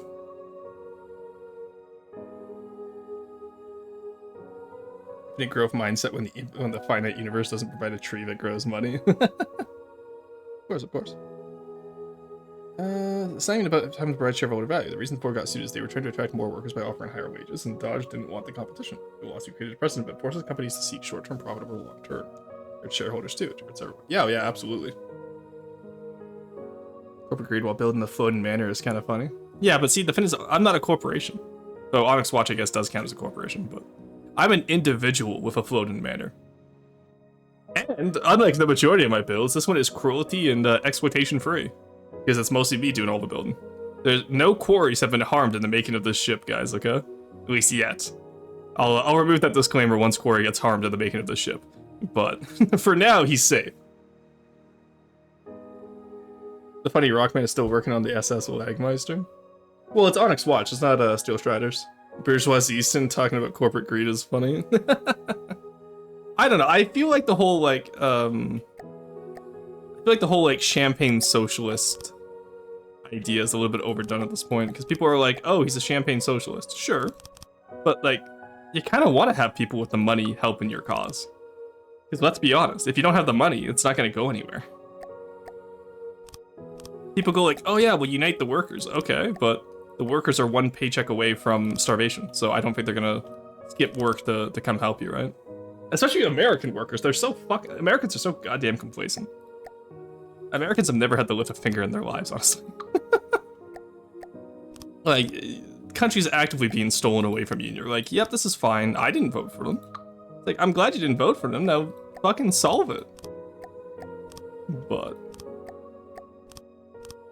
it's like how we talked about Russians during the start of the Ukraine war, right? Everyone at the start of the Ukraine war was like, oh, what if we, the Russian people should rise up against Putin? Sure, they should, but they're complacent. Because this is the system they grew up with. And now we're noticing it with the Americans as well. This is the system the Americans grew up with. They grew up with this under Bush. Every Republican president in the last, at least in my lifetime, has declared a war. Like... Alright, here we go. Hey, there we go. Alright, so we got the foundations here, and then these lower decks, I'm not sure how we're gonna fix them yet. Americans have never had to lift a thing. Stream crashes. Oh, well, stream's fine on my side. They've been consistently shifting the overton window. Exactly, right? Yeah, that's on you, Goerwell, sorry. Whereas you need to secure popular support in the security forces. Yeah, there's that too. You need your construction oath. Woo! For now, yeah. Infinite growth is possible for efficiency and substitution. Every forest on Earth wouldn't be enough to provide today's needs if we still use wood for fuel and construction. Exactly, right? Like oil and gas companies, for example. They want infinite growth? Start investing in nuclear or renewable. I'm more pro-nuclear than I am renewable, because I know that renewable tech isn't quite there yet, and it needs to be replaced rather frequently. And also the carbon footprint on renewable tech is quite large. But start doing nuclear. Canada has some of the largest reserves of uranium in the world. Start fucking using them. It would be such a good jobs program. But yeah, we had a few little scares in, like the 90s and earlier with Chernobyl, and now everyone's scared of nuclear. Germany is also really bad for us. I'm gonna call the Germans out on this, but like, why are y'all opening up more coal plants when you can go nuclear like France has? I think France has probably adopted nuclear the best out of any nation in general. I'm sorry, but like nuclear is the way of the future. We have tons of fuel for it. It's relatively clean, and they're safe nowadays. They're not as dangerous as they were in the past, but people are still scared of the Cold War. I hate leftists in my country for hiding nuclear all the time. Yeah, states actively closing nuclear plants. Yeah, see, like that shit's just, ugh, I hate it. I got convinced to let nuclear be counted as green energy in the EU. Oh, nice. That's good. Hey, that's progress at least. Base is the Jarn reactors that sucked in Chernobyl. So the issue, even with like the RMK reactors in Chernobyl? The issue isn't even necessarily like, it's not even like a training issue there. It literally was that it was designed to be a workaround, and they just, you're right, they cut costs. And that's because the corruption of the Soviet Union. But I thought coal is the worst of all options. It's radioactive, bad for CO2, and bad for humans. Yeah. Largest reserve in volume. I'm Australian, we got the largest security. It's inferior to neither Oz or Canada developing nuclear. Exactly, right? Like Australia especially being an island, could very easily develop nuclear. But nope, oil and gas, because that's where the big money is. And it's like, it's so stupid. Because like, the biggest issue against developing nuclear that I understand from a corporate perspective is that you're going to get to a point where like you can't really charge much more for it, right? Because nuclear is going to make energy so cheap. RBMK reactors. Thank you. Yeah, I've been watching the Chernobyl documentary through shorts lately. I keep getting the shorts on YouTube, so I keep getting like those like courtroom sessions where it's Stellan Skarsgård as like the one Soviet minister, and then I forget the other actor's name, but he's like the old scientist dude that you see everywhere. You shorts watcher. I literally make shorts, yeah. But also sometimes I just doom scroll. It happens to everyone. I have been getting better at not doing it though. Alright, how does that look in terms of shaping up the hull here? I'm pretty happy with that shape, like that overall silhouette, I think. If you look at it from the top, or from an oblique angle, because top down is too shiny. Excuse me. All the turrets blend in really well with it. I'm pretty happy with that. I think it's a good length too for the top bit, because that's going to be like where the water line is, right? So everything we see built out right now will be above the water line. So I feel like that's a pretty solid water line. Where's Monkey Man? Here's the thing. Nuclear plants take a fucking long time to build, and they're used primarily as a buffer against renewables. Well, that's what I'm saying. So build renewables now to start cutting out oil and gas. In the meantime, have the oil and gas companies, because like a lot of oil and gas guys, because I know a lot of people, like people especially in the industry, vote against it because they think they're going to lose their jobs. A lot of those oil and gas guys can be retrained for a lot of the more menial nuclear like tasks. I shouldn't say menial, but you know what I mean. Like, it's not exactly like we're gonna cut out oil production altogether. We still need it for plastics and stuff. Like, I'm not sitting here going like, oh, remove all oil. I'm just saying stop burning the shit, because that's probably the most inefficient use of it we have. Still make plastics. Still, like, we're still gonna need oil. Oh, like, I'm not even fully against like combustion engine cars. I think those could very easily be, like, you know, they still have a place in the world. I'm very pro-electric, but electric technology isn't there yet. Nuclear also takes a long time because we have very few people who know or have experience in building them. Well, that's it too, right? Like, we need to start training them now so that by 2050, we can get started on those plants. That's the main issue. Is that nobody wants to take the time to train. It's like companies with like beginner roles, right? Nobody wants to. I notice this a lot with computer software. Nobody hires junior developers anymore because they don't want to take the time to train them. But now you end up with no one having senior developers because nobody took the time to train the junior developers. Like, it's such a self-defeating circle because everyone passes the buck onto each other saying like, oh, someone else will get this, don't worry. Someone else will do this. And it's like, no, they won't. Someone's, like, it's gotta break at some point and you have to take responsibility for, like, you know, it's a lack of accountability. What's the word for it? Lack of accountability in the world, like, just the pure like selfishness, I guess. I don't know. I'm sure there's a word for it in German that like succinctly describes what I'm trying to talk about. But nobody really wants to invest in the world anymore. Everyone just wants to make their buck and then leave. Oil and coal guys would also have a much lower fatality rate if we switched to nuclear. Vast majority of nuclear-rated mining and refining deaths were in the 50s when the US was building nukes as fast as possible. It's much safer now. Yeah, exactly. Lack of responsibility, sure. Car mechanic, plastic components are horrible. They do not age well. Yeah, plastic doesn't belong in cars. But, like, I'm not saying like get rid of plastics, because I think long-lasting plastics have a place in the market. Like Tupperware, for example. Tupperware went out of business because their products were so good. And that's all. Like, obviously, that's not sustainable, but that is kind of the end goal. Like, you want your products to be good enough that you can just expand upon the lines instead of trying to do infinite growth, right? You a guy who laid pipe for Halliburton and was sad they weren't loyal to him when he was laid off. I don't want people to be unemployed, but I don't know why those folks... Yeah, like, no. Okay, so I'm gonna be a little bit mean here. People who work on pipelines are... I've worked with a lot of pipeliners, and not all of them are bad, but the majority of them are pipeliners because they couldn't get work elsewhere. And this was explicitly, this is both told to me by pipeliners and also just by other people who worked with them, where it's like, I understand what they mean, but come on. And it's just something you gotta be careful with because, like, company loyalty doesn't work in this industry. Like, I got laid off, right? Because we ran out of work. And I got lucky that I had Twitch as a backup. So, like, I'm still, you know, I'm doing okay in between jobs because of Twitch. And then I also have a separate little statistics that I get some money off of, right? And, like, various other little projects I do here and there that I get paid for. But And that's one of the things you know, like people have too much company loyalty, and it leads to situations where they're like, yeah, I love this company, and then they get laid off, and then they're not employable now.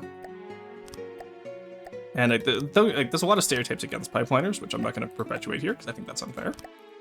But I've definitely seen them in my time working with them, and I understand why they're stereotypes. High time preference, people don't think about what's next. Well, exactly, that's what, and that goes back to like that whole short term versus long term, right?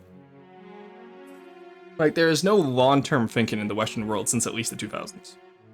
That's not true. We fixed the ozone layer. I'll give us credit for that. We did fix the ozone layer, like as a world. But like since then, like the majority of the world is like me, like short term thinking, go go go, and that's how we end up where we are.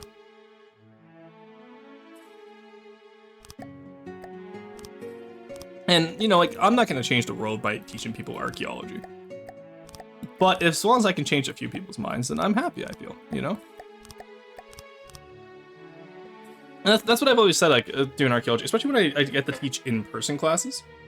It's one of those things where it's like, I'm not going to change the world by educating people on archaeology. But it might inspire someone else to change the world. And I think that's where, ideally, I would ever want to be as a teacher. If I ever did go down the full education route, I'm not going to be the person to change the world, but if I could inspire someone else to, I'd be quite happy with that. I think the ozone layer didn't need major changes in society or profit margins. Climate change is a far bigger issue. That's true. Fix the ozone layer for now. Well, it did require quite a bit of significant change. Got off, unemployed soon. Gravitas, you're literally here on a Monday. I don't want to hear it.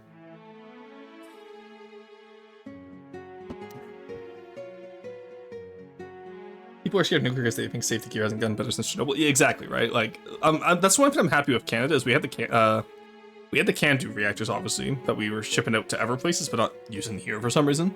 And then we also have the small modular reactor, the SMRs, because my buddy, I have a buddy of mine who works on the SMRs, and small modular reactors. And like, if you put 4 of them together, it can power an entire city.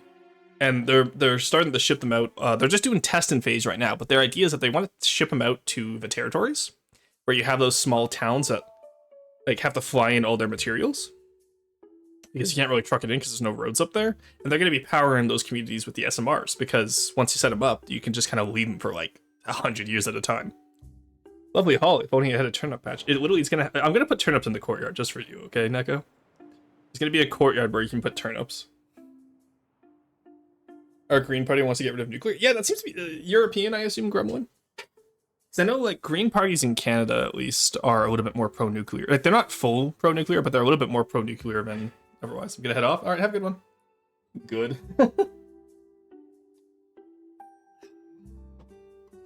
You and other educators give folks the tools to change their own facets of the world. That's the plan, right?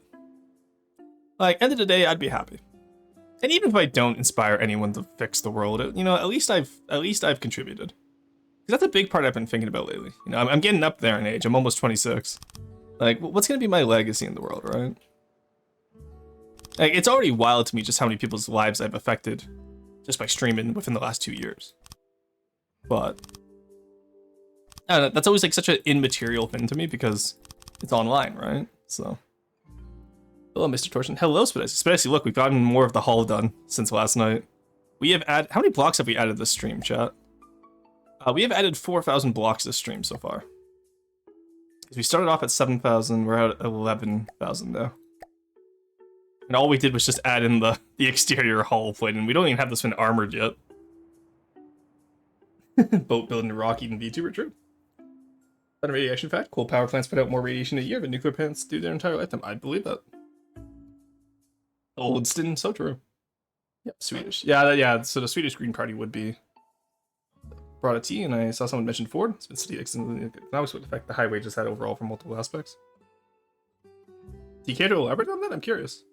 So I feel like every time I've seen companies that have higher wages, it tends to be better overall for both the company and the like the workers. Because when you take care of your workers, you have higher worker loyalty, right? Like the issue is the race to the bottom with all these companies. And that's where we're having so many issues, is that it's a race to the bottom. So there's no company loyalty. There's no, like, there's no exceptional service anymore because people are working for minimum wage and they act their wage. So they're not gonna, If you're paying me minimum wage, I'm not going to go above and beyond my job description, right? Whereas if I'm getting paid a livable wage where I feel like I'm valued in the company, I'll do more for the company. It's why I loved working at my last company. Was because I was paid well above the minimum wage in our industry. Or just even the average wage in our industry, I was paid well above it. And they really valued us and took care of us. And like, even when I got laid off, they're like, hey, we are so sorry. It's nothing you've done wrong. It's just we're out of work. And I was like, hey, like, I get it. Because it was just after tariffs hit, right? So, like, it sucks, but I get it. And they're like, the moment we have work, we'll reach out to you. But it's just no work. Hey, Spicy, thank you for 10 months. Wow. Is that a union bust? Oh my god. 1 second, I got it. Oh my god. Wario dies in a tragic union busting accident. Fuck, I'm gonna be stimming on that. Oh my god. All over again is what I see. Fuck you. But thank you so much for the 10 months. In a row, let's go. Huge. Let's not do 1 meter here. Actually, no, that's the floor. Let's do 1 meter there, so we can line it up similar to how we would otherwise. But just the, oh my god. God, that shit is so good. Oh, I'm gonna laugh at that all over again. It's so good. One of the not so obvious effects was that it was a way to have monopolize high-skilled labor in the automotive industry and prevent monopolize the industry itself because the cost of entry became insanely high. Okay, that's fair. So I can understand the cost of entry aspect there. But also, the company can only expand so large, right? So, like, sure, you'll be like, oh, well, like, other people can't compete, but Ford can only employ so many people. Also, Dodge could very easily sponsor their own high-skilled people. Like, I see corporate sponsors all the time where it's like, hey, work for us. There's actually quite a lot of archaeology companies that'll be like, hey, if you work for us, we'll pay for your masters, but then you have to do, like, a certain amount of years for us afterwards with the masters, because you need to have a master's to hold a field permit in some parts of Canada, right? Mordecai, Rigby, where's the goddamn hall? It's right here. We actually have it outlined. So in human terms, nobody wanted to work for any of our automotive company because the wages sucked. You couldn't get the necessary skill even to run your business. I can understand that, but I still don't think that's I don't think that's an area of government regulation. I think if Ford got too big by doing that strategy, that would be where you split the monopoly, right? But the government shouldn't be regulating hiring practices to that extent, I don't think. But then again, I also believe in a smaller government. Not whatever small government people... I mean an actual smaller government. I don't mean like the small government people nowadays. Like, the government should make sure that the populace is taken care of, handle national defense, and by taking care of, I mean social security, healthcare, etc., etc. Food, water, and shelter as well. But... that's a little bit more controversial for people, I find. And then national security, diplomacy, foreign trade, and all that, yada, yada, yada. But, like, you know, the government has no place in the bedroom, first off. The government has no place getting into religion. And the government has no place getting into, like, I guess maybe preventing discriminatory hiring practices, but I feel like for the most part, like, you know, if a company's being discriminatory, then that will get handled by a lot of the free market, right? Then again, maybe I'm just inexperienced. Maybe I'm a little bit too naive there. Food, water, shelter should be human rights. They are, like, well, they are human rights, unless you live in the States, in which case they did. I think they abstained from that vote, or did they deny that vote? I forget. Liberalston. Yeah, I'm probably very much like a very I don't want to say classical liberal, but I don't know. I'm somewhere between liberal and like democratic socialist. I wouldn't. I don't know how I would label myself. I know how other people would label me, because I've been labeled as both a far left agitator and as a centrist before, which is really funny to me. I will never not laugh at being labeled a far left agitator by my provincial government, mind you.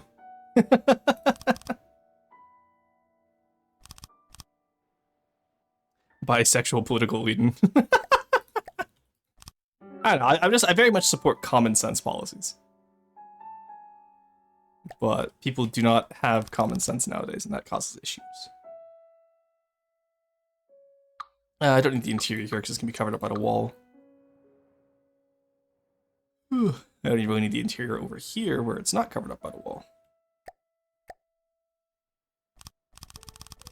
No, food, water, and shelter should not be guarantees because those things all require human input, and that's not something that can be guaranteed.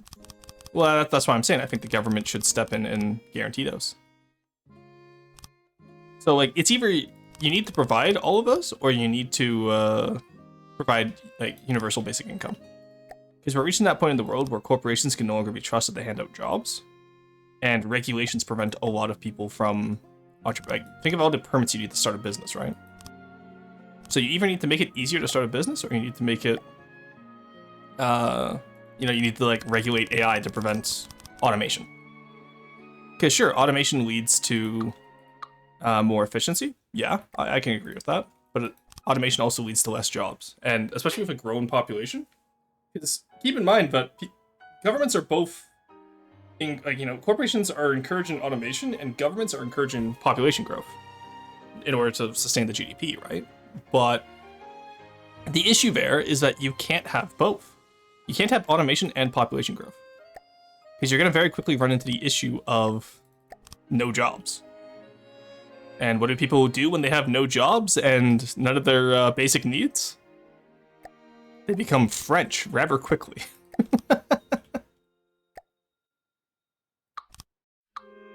Automation leads to efficiency like the cotton gin. That doesn't actually make things better. Well, okay. So the cotton gin, I do have to contest you specifically on the point of the cotton gin. I think the cotton gin being invented actually did make stuff better, because the cotton gin being invented actually invalidated a lot of slavery.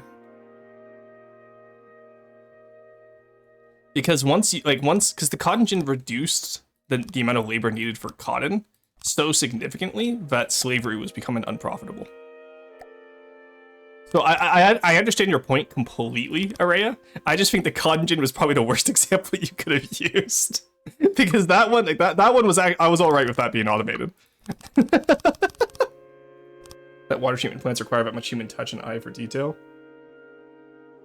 Clean water requires human input, but I'm saying such systems I imagine can be quite easily automated. Here, one second. Let me catch up on the conversation. Do not drink glacier water, it's not safe. True, do not. Why would you drink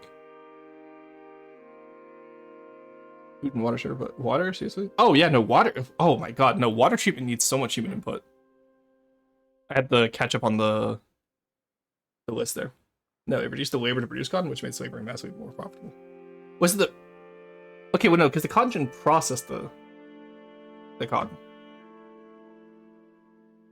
How about I was thought the reverse happened when plantations saw increased profits? Oh, did they? Okay, maybe I'm wrong then, because I thought oh no, the cotton gin was what you used to process the cotton. I was thinking of the machines to pick the cotton afterwards. Okay, I had that the wrong way around. You guys are right. I had that the wrong way around. I was thinking of later invention. That's my bad. No, you guys are right, because the cotton gin is the one that turns the cotton into the cloth, right? If I'm not mistaken. Grains and beauty, yeah, it happens sometimes. Look, guys, I constantly say I'm not always gonna be right when it comes to the human history is a very large topic. I'm not always gonna be right, and I never mind learning new stuff. All right, let's get you guys here. Switch this over to be a. You know what we're actually gonna do? Do I want to do sloped armor in here, or should I just keep it solid? What do we think? Probably would be better if I slope it just on volume alone.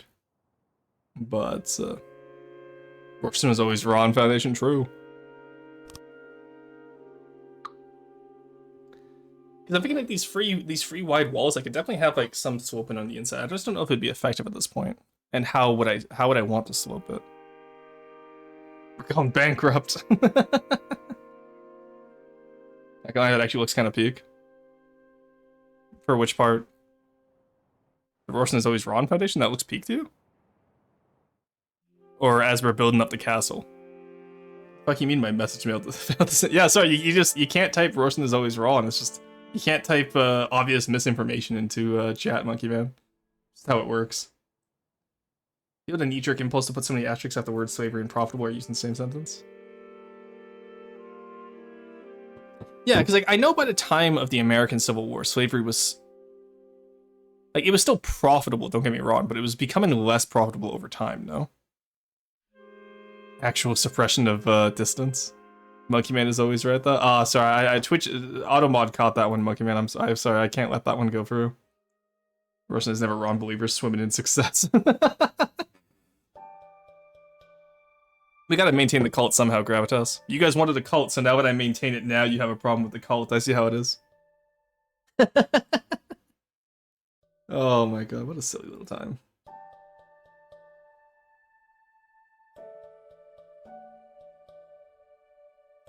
Long term, societies that have embraced large-scale slavery have always stagnated and declined. It's really, really bad to exclude a large portion of the country's population from engaging in the economy. Yeah, that's what I'm like. Yeah, okay. Maybe I was confusing that with the cotton gin comment earlier. I do know that slavery became less profitable over time because, like, slaves don't pay taxes, right? It's exactly like Vicky Free. Oh god, I should play Vicky Free sometime, but that would be so many conversations that are gonna be so uncomfortable to have as I commit like colonialism and mass exploitation of workers. We love the Rolt. I love the Grolt. Maintaining the agenda is our top priority. True. It's one of the big reasons the South had so little industry. Ah, okay. As industry stagnated and declined, that's how history works. I wouldn't argue that. Maybe. I don't know.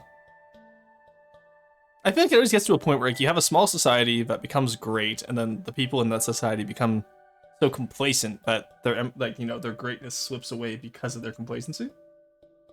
Like building a great nation is very easy. Sustaining a great nation is the hard part because people just stop caring after a while. Not really good, but have you ever seen Eli Handel B-Wave? I have not.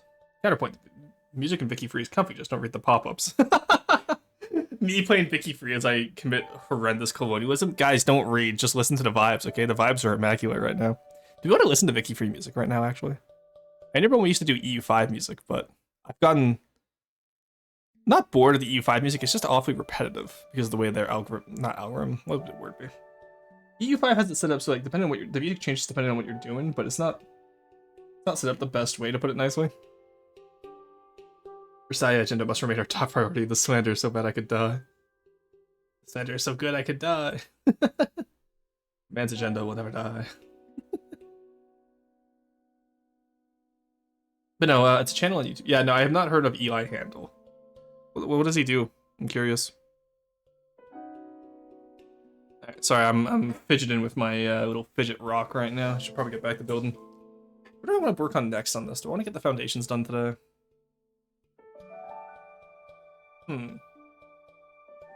That's always the big issue with stuff like this, right? It's like, I'll get to a point where like, I'm not sure what I want to work on next, and you get analysis paralysis. We got the second floor done at least. Should I just go for the third floor? Because you walk through here, right? And then you come out into here where there's going to be a chandelier coming from the top. You have the little side balconies. That works, okay. That works. Duality of humanity. You just need a mod that replaces words like slavery with names, like prisoners with jobs, or genocide with move to a country up continent. Up continent is crazy. Okay, that's pretty good. Move to a country up continent is insane, but that is actually really good. Oh my god, alright. Let's get back to work before we start finding ways to whitewash genocide, my god. Okay. I should get the nerd. You should. Oh, did my little stream die? My stream did die.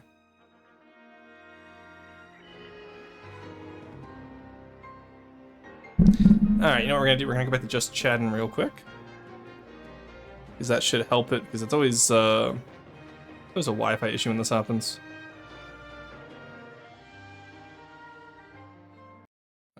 Alright, actually no, we can keep the music going. Let's save and quit out of FD real quick just to fix this.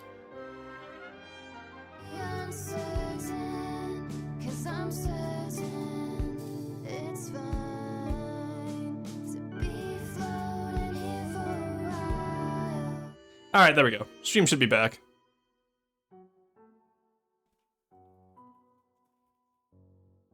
Hey, look at that.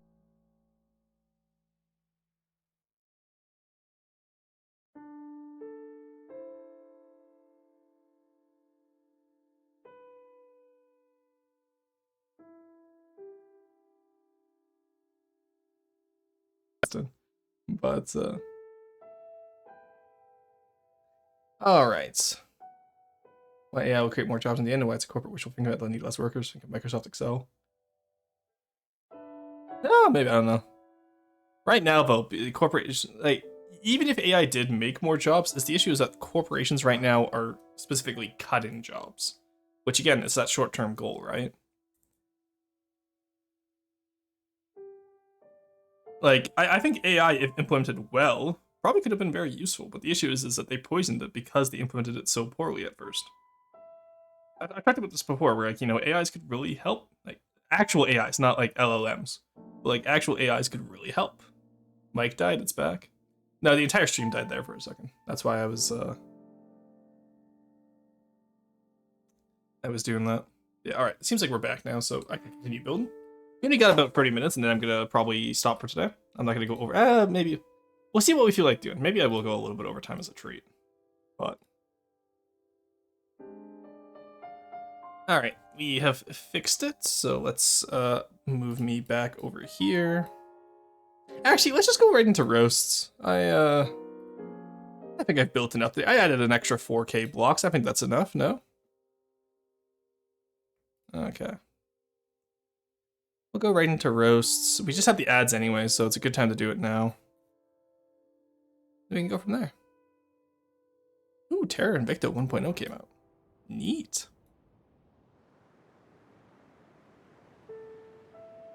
All right, let's close these submissions, and let's start downloading them, shall we? Alright, MBT H4, Trigun F4, R, Reinhard Amaro class, Pack, Airship Roar, Wilson, Plasflyer, and Deeper Gardening Progress. Okay. There we go. Those are going to be all our little designs today. Plus one I grabbed off earlier from OFTD. You were already using AIs that are more useful. Yeah. Like the algorithms and stuff like that. That's what I'm saying. Like, horse time. Come on, guys. You need the horse react this, man. You guys and your. I love all the little just in jokes that have spawned in this community. It's always so funny to me because it's like it's so nonsensical, but it makes so much sense if you've been around here long enough. Which is how good inside jokes should be. Because you're like, oh, like let's horse react this guy. It's like, why? It doesn't matter why. Just do it. You know what I mean? It's so funny to me. Hey, Bean, welcome in. How's it going? Hello to V. Hi, Barracuda. How's it going? Rarson XD True.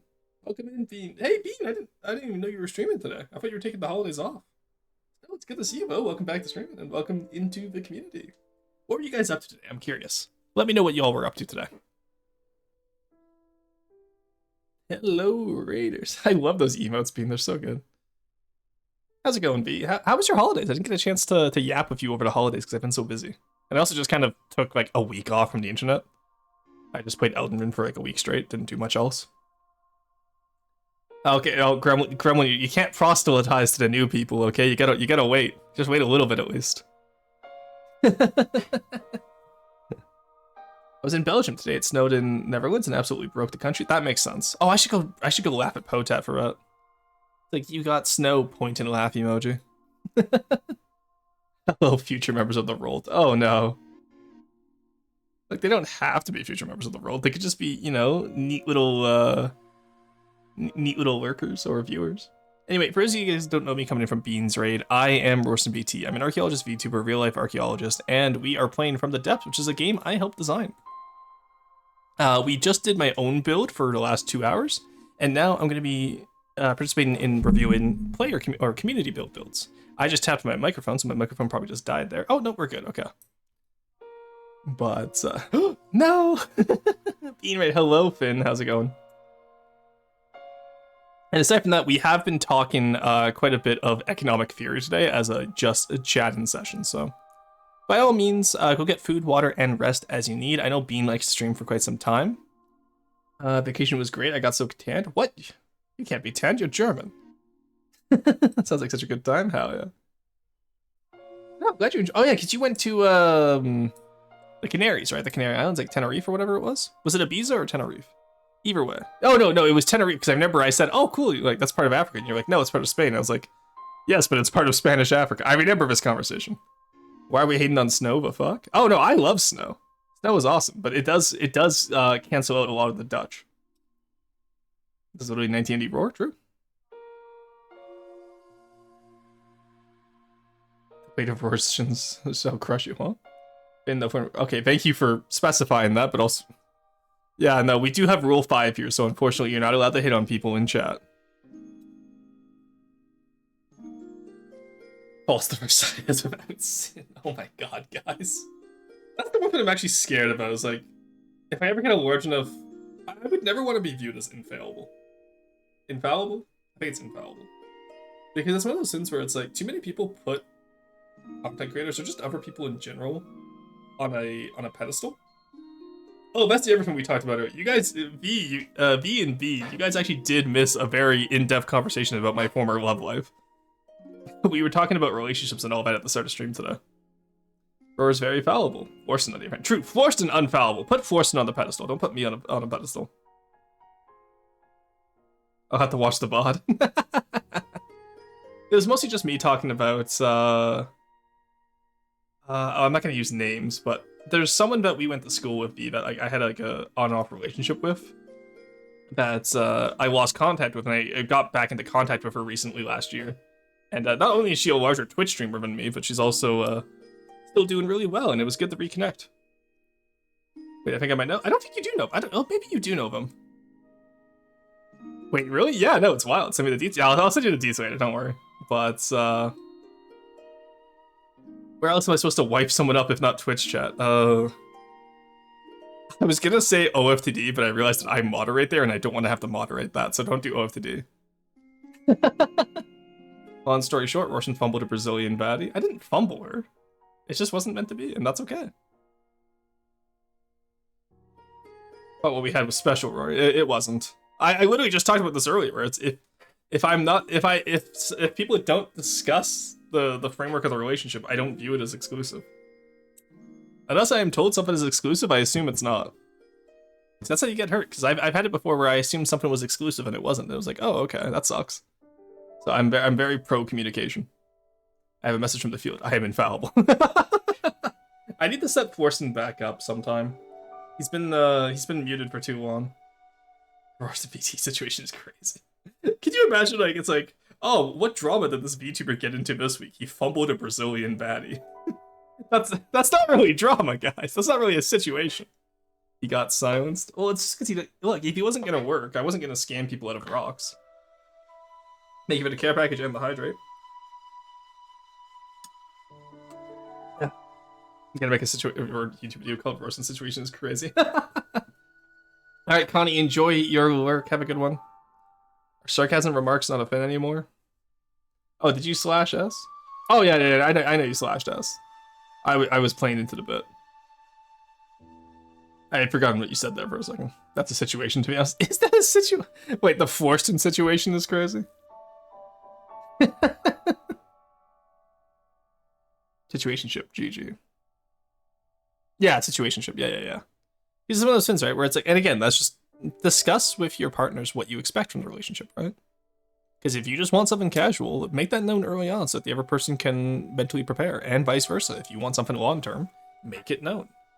Too many relationships, I see it a lot with my friends nowadays, where my friends will, like, rush into a relationship, not understand what they are, and then just won't talk about it. And it's like, you're causing yourself so much undue anxiety and stress because you refuse to just discuss it. It's such an easy discussion to have. Like, I've talked about this at length with quite a few of my friends now. My main issue is, like, I don't struggle in the short term, but long term, I get very bored. Which is something that I have to solve about myself. Because, like, if I'm with someone long term, I don't want to be bored, right? But also, it's just one of those things that happens. Like, I know it happens to me.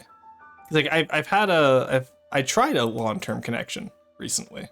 And by recently, I mean within the last 2 years. And it just didn't work, because, like, I got to, like, the 4th week, and I was sitting there going, like, is this the person I really want to be with? Like, this is, like, it's kind of like, they were kind of settling into a pattern, and I was like, this is a really bored. I want to enjoy life. I want to explore. I want to 2 new fins, right? And it's just, it wasn't what I was looking for. It's past the situation. It's a national tragedy. But that's just life sometimes, right? Like, not everyone's gonna work out for you.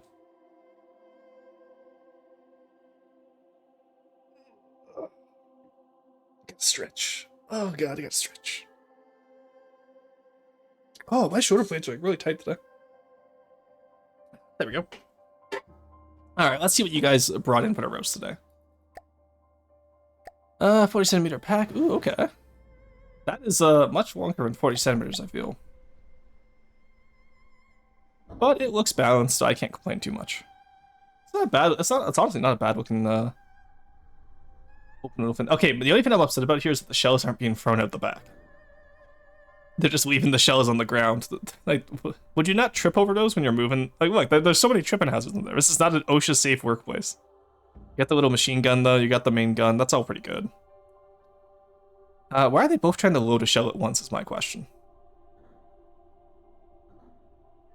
Because, like, if I remember correctly, there's a lot more to operating these things than just shell go in, breach, close, right? So, like, you would need someone on the right-hand side over here to also work. No, because that's elevation there. I assume the driver would work the horizontal. Yeah, maybe that does work. I don't know. Roasting VT, true. 48 centimeter gauge roasting. Oh, I know. I was joking. God forbid there be jokes in a raw roast stream, Monkey Man.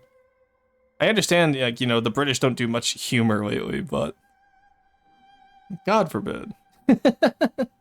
Gotta save the brass. Oh, yeah, true. The brass is too expensive. You gotta save it. Aside from that, the detailing is really good. It's asymmetric. It's not too cluttered, but it's also not too clean. It feels like it's a lived-in tank, you know? I'm pretty happy with this. This is good work. All right. Also, it's not 48 centimeters. It was 40 centimeters gauge. Nice try, Monkey Man. All right, the Wilson A14.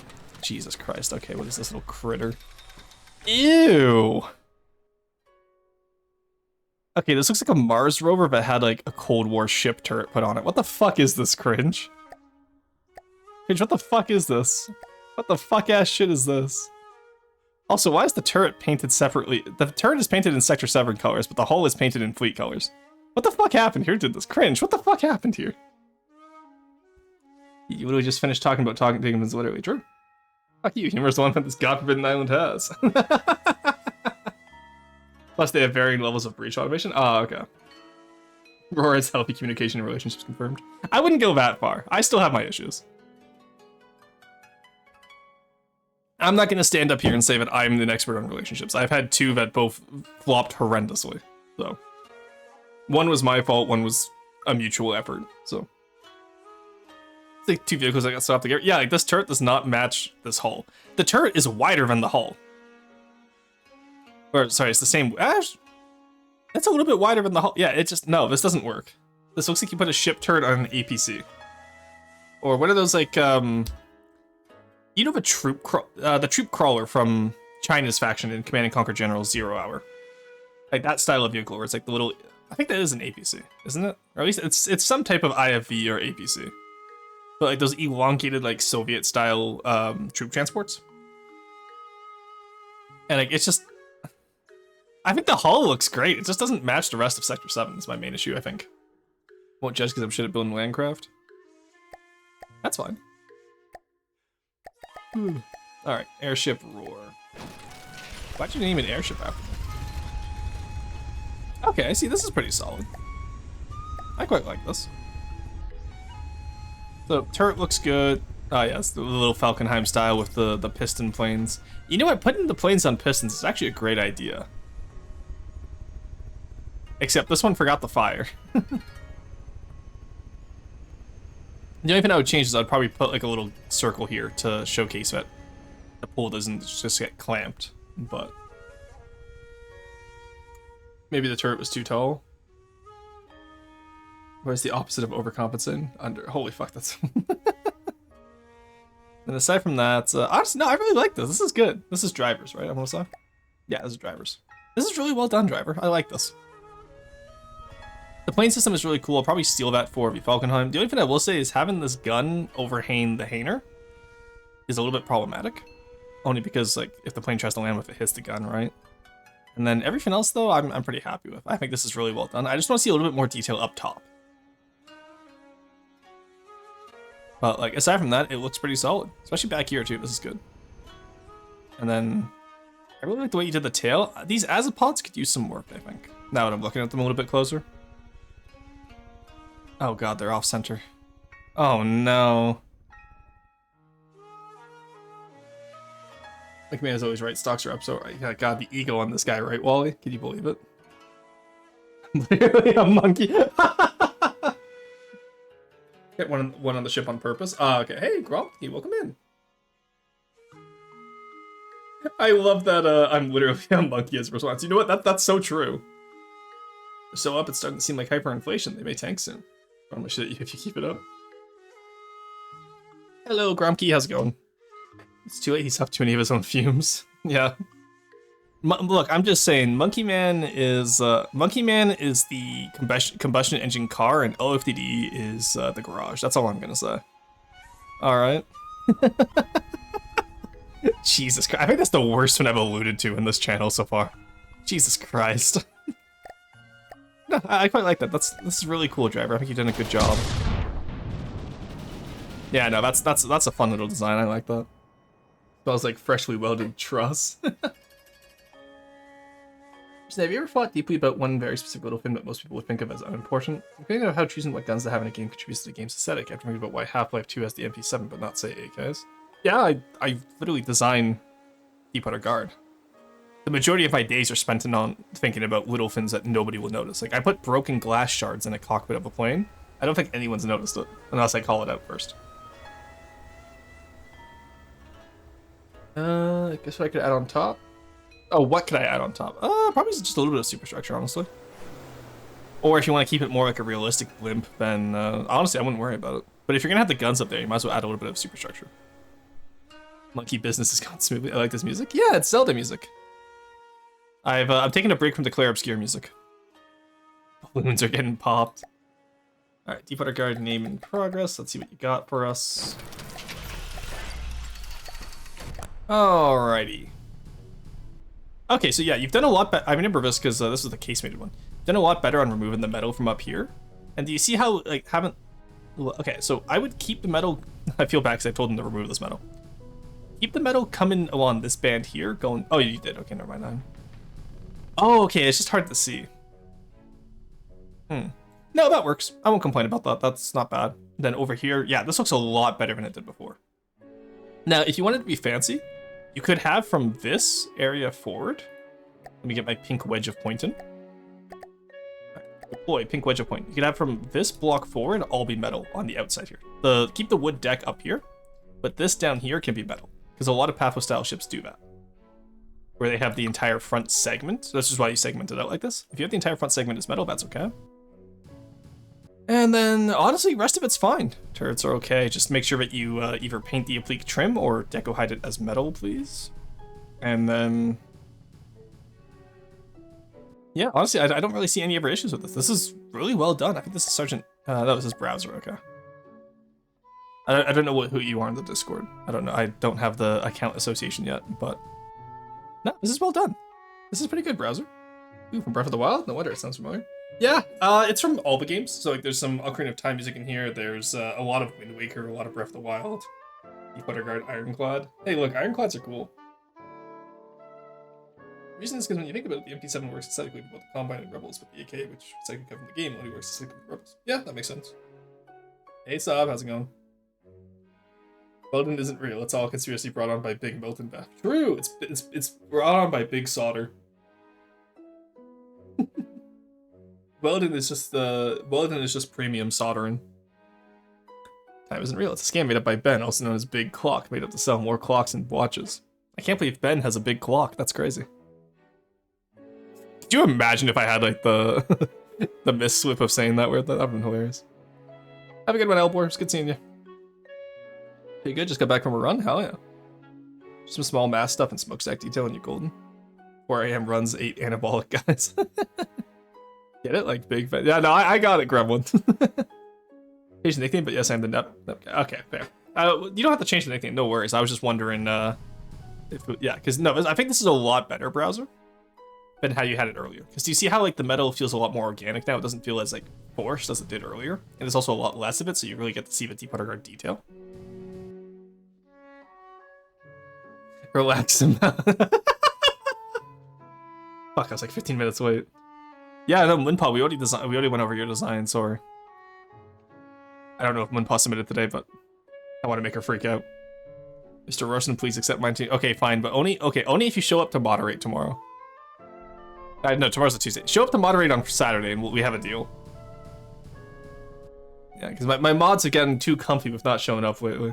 I haven't seen Carson. Actually, no, Carson was here the other day. I can't complain too much. No, I guess I'll accept that Saturday works. Oh, based. Okay, huge. All right, send it in. Oh my god. Sorry, I just got your DM. That's insane. My god. All right, let's yoink that, and then I'm gonna delete it so I don't grab it on Friday. There we go. But yeah, no, honestly, just do a bridge now on this. And if you want to go for the ironclad style browser, then just do a short bridge, or maybe even an open bridge. And because an open pathless bridge is something I've wanted to do for a while. So if you can figure out how to do it, that'd be really cool. And then also remember to beef up your smokestack. It's just the two little fin poles doesn't really work for Deep Underguard. So take a look at the other Deep Underguard smokestacks and go from there. This Hades is big gay. At the end of World, Hades 2, she fights Kronos, Titan of Time. Bro, I've got a lot of IRL stuff. No, don't worry about tomorrow. I realize I don't stream tomorrow. Employment debuff. Yeah, Quarry. Carson's just been too busy with Mycopunk lately. Do pirates and Deep Underguard take naps? Yes. How do you feel about a straight smokestack, Rubus? If you can make it look good. I'm down with any idea in Deep Underguard as long as you can make it look good. The issue is making it look good. And then something else you might want to do, aside from adding more metal stuff, add one little layer up at the front. Or maybe even actually add it back here, so that you have a little naturally forming turtle. I'm going to show you how to do this, actually. Let's take the time to actually show off the chat how I would do this. That's why I love having Deep Underguard builds like this, because I can actually take the time to showcase, like, hey, like, let's explore this concept, right? And we don't have too many designs today, so we actually have time to do it.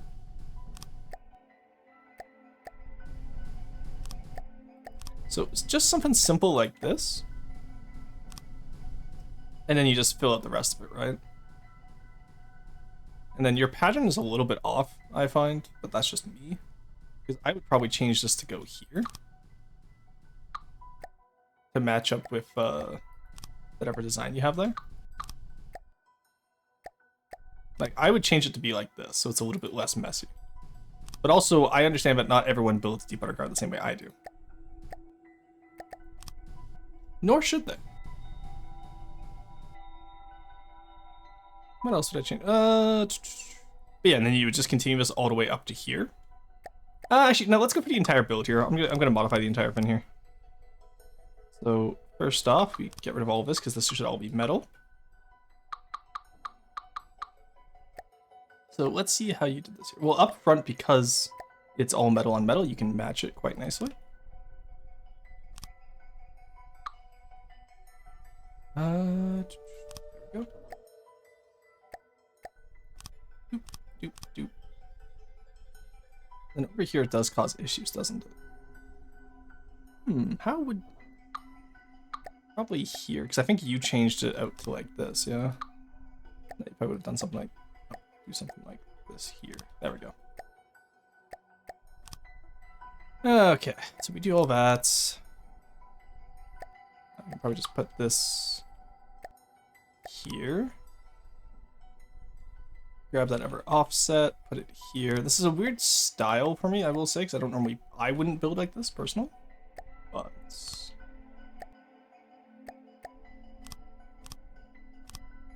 there we go. Oh wait, no, I don't need to do these ones. I need to do it like this because you're gonna be expanding those out with decos. Right.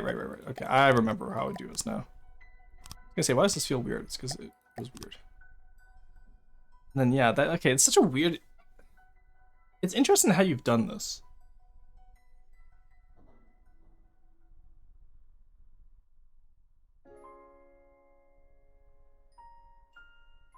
very interesting how you've done this. Because you did the 2 meters instead of the 1 meter. I'm gonna try and make it work though, because I want to showcase how I would change it. So have the entire front be metal. That part works still. And then maybe we just have to change how we do the top part, because normally you want to have at least a little bit of extra space up here. That needs a 2 to 4 inverse. Yeah, good night, have a good stream. Yeah, have a good one, V. I'm gonna make like a European and get ready for bed. It's late here. No worries, no worries. Yeah, I think here would need a 2 to 4 inverse, though. I'm inclined to agree with you.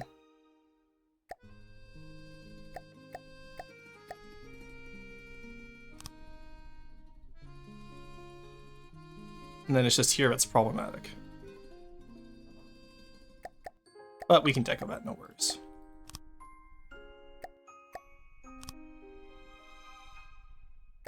And you over here, we stretch you out. And then we can just... Yeah, I know, right? It's a very big moment. We can just do that. I think that just works. No, it's a little bit too concave there. I don't think the 2 to 4 works here.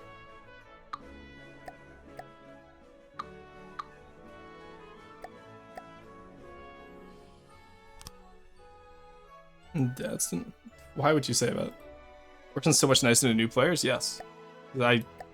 I see, for older players, I think they should know better, whereas newer players, I understand they don't know better, so there's no reason to discourage them.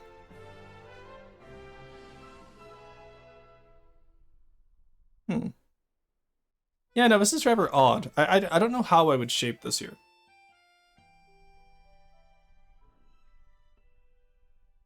Yeah, so that would require a more extensive rebuild that I'm not going to do right now, but over here, at least the segment I'm trying to explain is, first off, you want these patterns to match up, and then you also want to be able to have a little turret well for your guy, right? So let's do this. There we go. And also, you do want to tend to have at least one little block of room between your overset here and your non-overset stuff. So do keep that in mind in the future as well.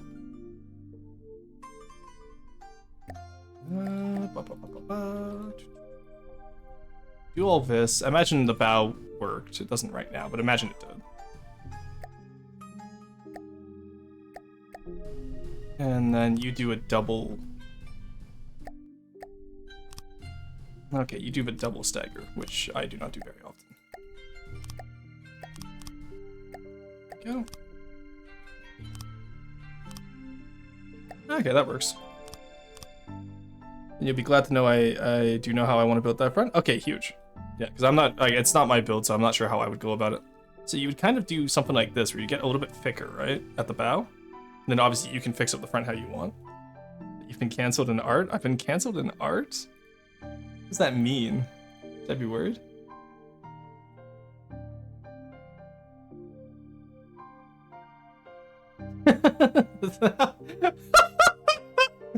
Oh, not the Keemstar drama alert. My god, that is... Oh my god, that is heinous. CP, I've gotta go. Alright, have a good one, Elbor. But yeah, essentially, the more important concept here is you want to have this little turret well for your turrets, and then you do something similar at the back. But I assume the back, yeah, it's a little bit weird as well, so. You'd want to have that little turret, and you can see how it adds some depth to the build as well, because right now it's rather flat at the back and front. Yeah, that is heinous, Araya, my god. How would I do this up here? I'm actually curious now as to how I would do this. I actually do want to know now. Now I'm gonna fuck around with this to make it not look like concave. Could I just get away with doing this, honestly, and then...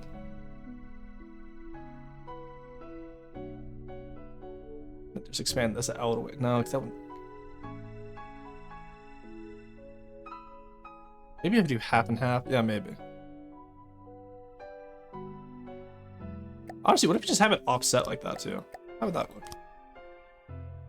It's a little bit less concave. Nah, it's just it's the 1 meter or the 2 meter at the bottom there. It really messes it up in my mind. My CPU, have a good one, driver. The fuck is a low Kirk unit? I have no idea. Well, Kirkinuli, I have no idea what's happening. What does that mean, One-Pa? That's something. You're speaking Finnish again. Maybe do what you did with the freebooter? No, because the freebooter style wouldn't work here.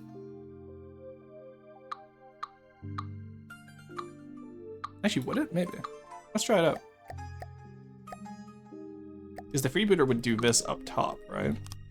Yeah, so it would be a little bit... Oh, actually, you know what? Maybe it does work. And then we just have a secondary little deck down here, right? Could try that out.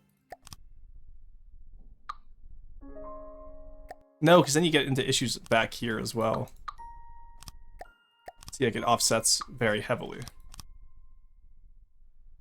Oh, maybe that would work. I would need more time to work on that, honestly. But I would probably just chop off that entire front and redo it if it was me. But it's not me. But yeah, aside from that, I really like this. I got to explain that, but yeah, just line up the wood corners with your metal corners, I would argue. And then just, you know, work on it from there. And remember, turret wells are important. All right, F4. Yep, that's a plane. All right, so biggest issue, very boring plane. So Kioske, firstly, add missile decos. If you're gonna have missiles be the main part of your plane, you want to have decos on them to make sure that it actually looks visually interesting. You can stretch it out for everyone. Was my fault? Oh, maybe. And then secondly, up top, like, this is a very boring plane. It's just wings and a fuselage. So add some details up here, like, you know, add a little bit more to the control surfaces, add some tails, maybe add machinery along the fuselage, maybe. Do a little bit, like, the cockpit here is very boring as well. If the cockpit's gonna be your central focal point because it's supposed to be a smooth jet, then add a lot more to the cockpit, like add like the individual lines around the cockpit, make it semi-transparent so you can see inside the cockpit, right?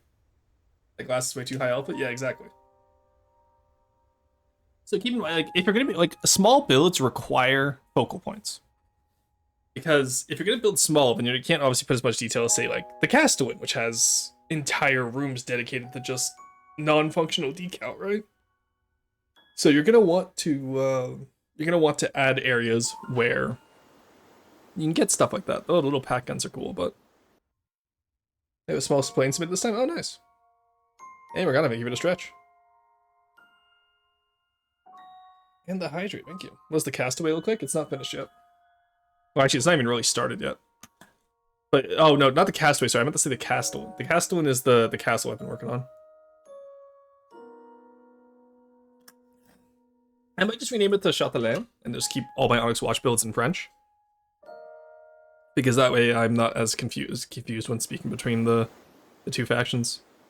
But yeah, aside from that, just main issue is just detail, right? Like the engines are very basic. You could definitely detail them up a little bit.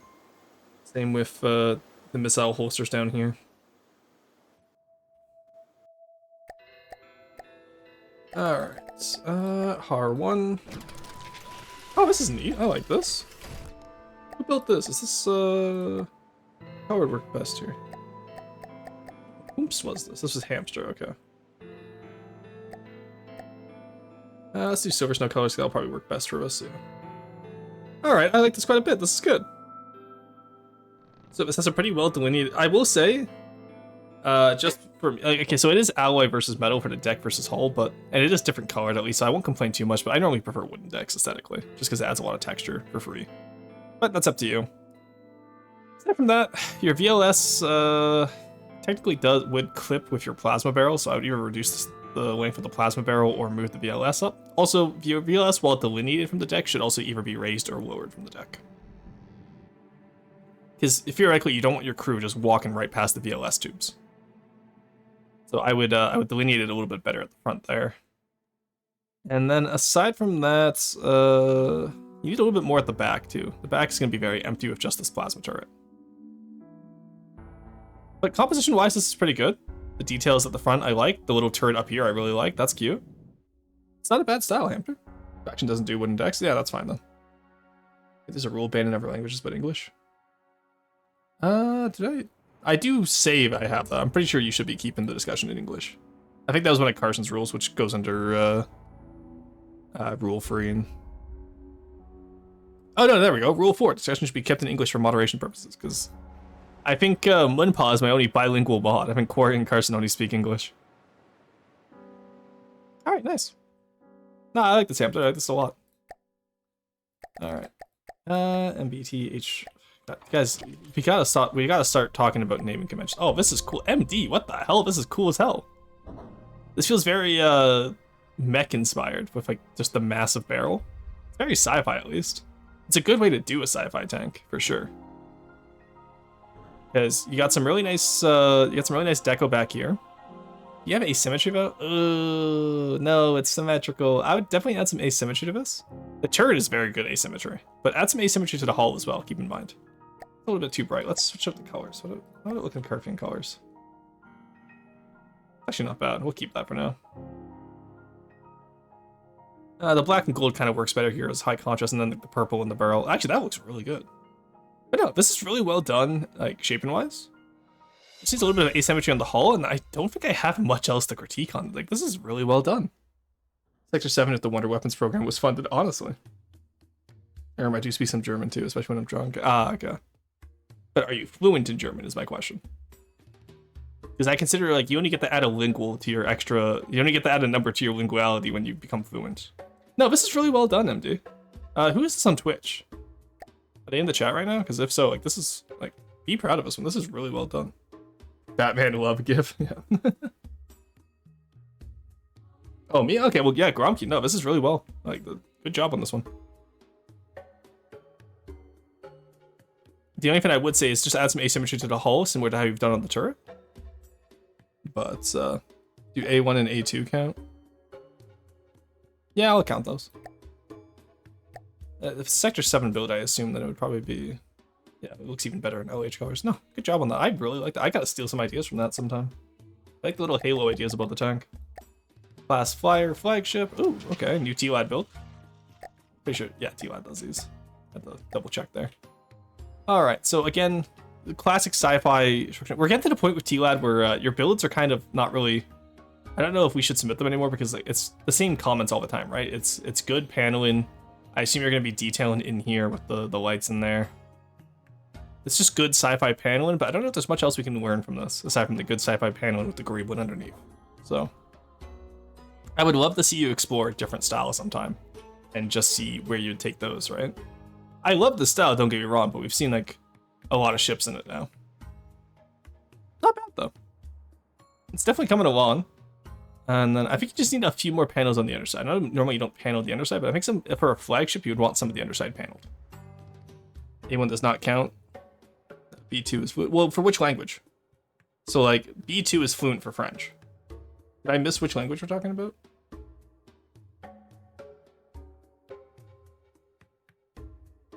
English, right? Old English literally just go and discounts as English, right? Well, no, because it's Old English, which is closer to Saxon. If you have to specify it's Old English, then it doesn't count as modern day English.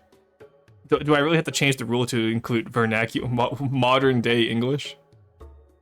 Perfect music for the situation, honestly. Zelda music always like hits hard in every situation. Yeah, no, this isn't bad. Yeah, I would love to see what else T-Lad could do, honestly. All right, time for the truss. In Monkey Man, we truss. All right, not bad. I've seen these guns before, I feel. These are very similar to other stuff I've seen. And then, yep, other side. I wouldn't really call this an iron. This doesn't really feel like an ironclad, though. Because I'm used to, like, ironclad having the sloped shell armor, like, over top. Maybe that's just me. But, like, this feels more like a pre-dread than an ironclass. Ironclass? Ironclad. And plus, don't ironclads normally have the wood hulls underneath and then the metal shell over top of them? Like, what makes this an ironclad? I'm curious, actually. Feels pretty ironclad to me. I don't know. It doesn't feel like how would I expect an ironclad to look. It's an 1890s ironclad design.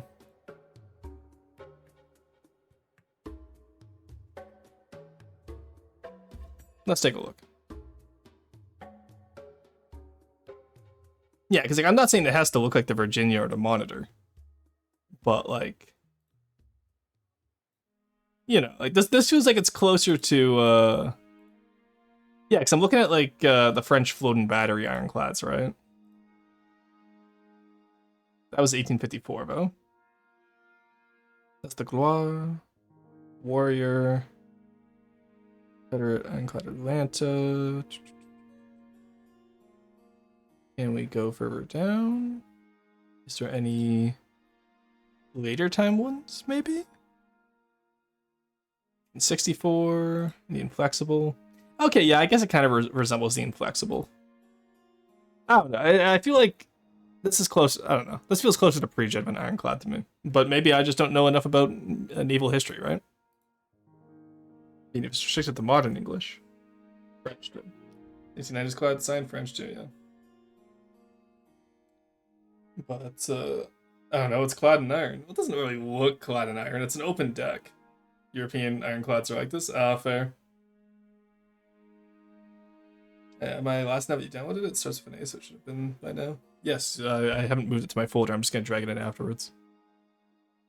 Yeah, you can wait, Moonpa. The period was very mixed, yeah. Yeah, I don't know, because this I would associate, because what's the difference between this and a pre-dread? I'm curious, actually. But let's turn this into a little lesson time, because I am genuinely curious now. Like, how would this be differentiated from a pre-dread? Because to me, like, you have like a decently tumble home design here, combined with like, you know, majority of batteries on deck and with a few casemates.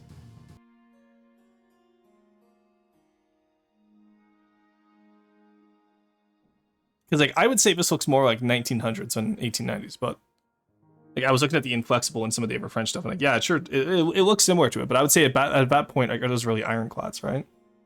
And what was and wasn't ironclad or pre-dread? Oh, okay. Honestly, if it's just based on like whatever we called it, that's fine. It's whatever, then. I won't argue too much, but pre-dread is an era, ironclad is the design, if I recall. Oh, is it? Okay.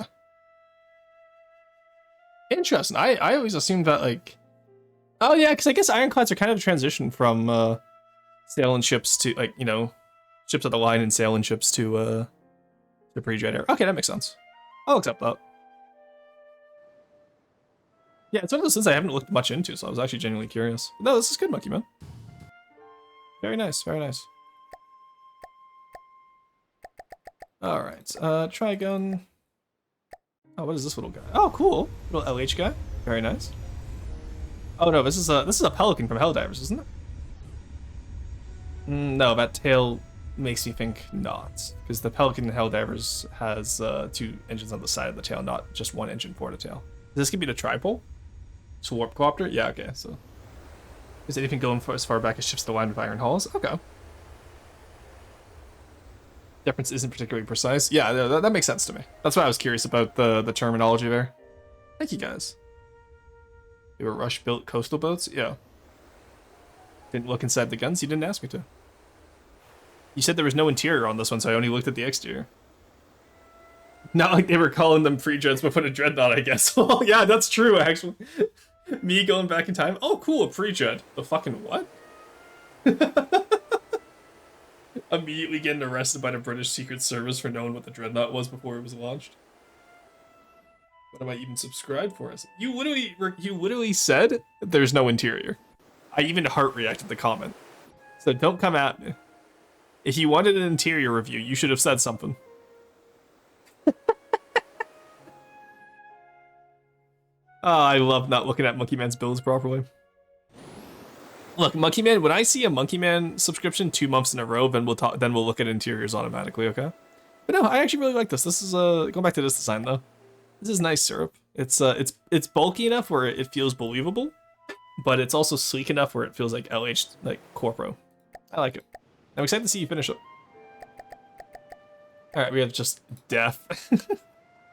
All right, so this is one I stole from OFTD. They use red color, so would white flares work for them, I wonder?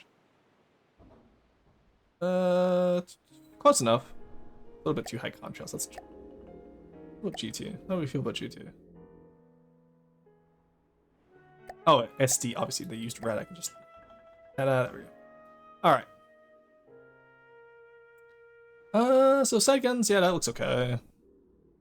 Little power generation at the back. Massive engines that are all green for some reason. I would like to see some more detail back here, I think. Yeah, okay. Let's see some more detail back here.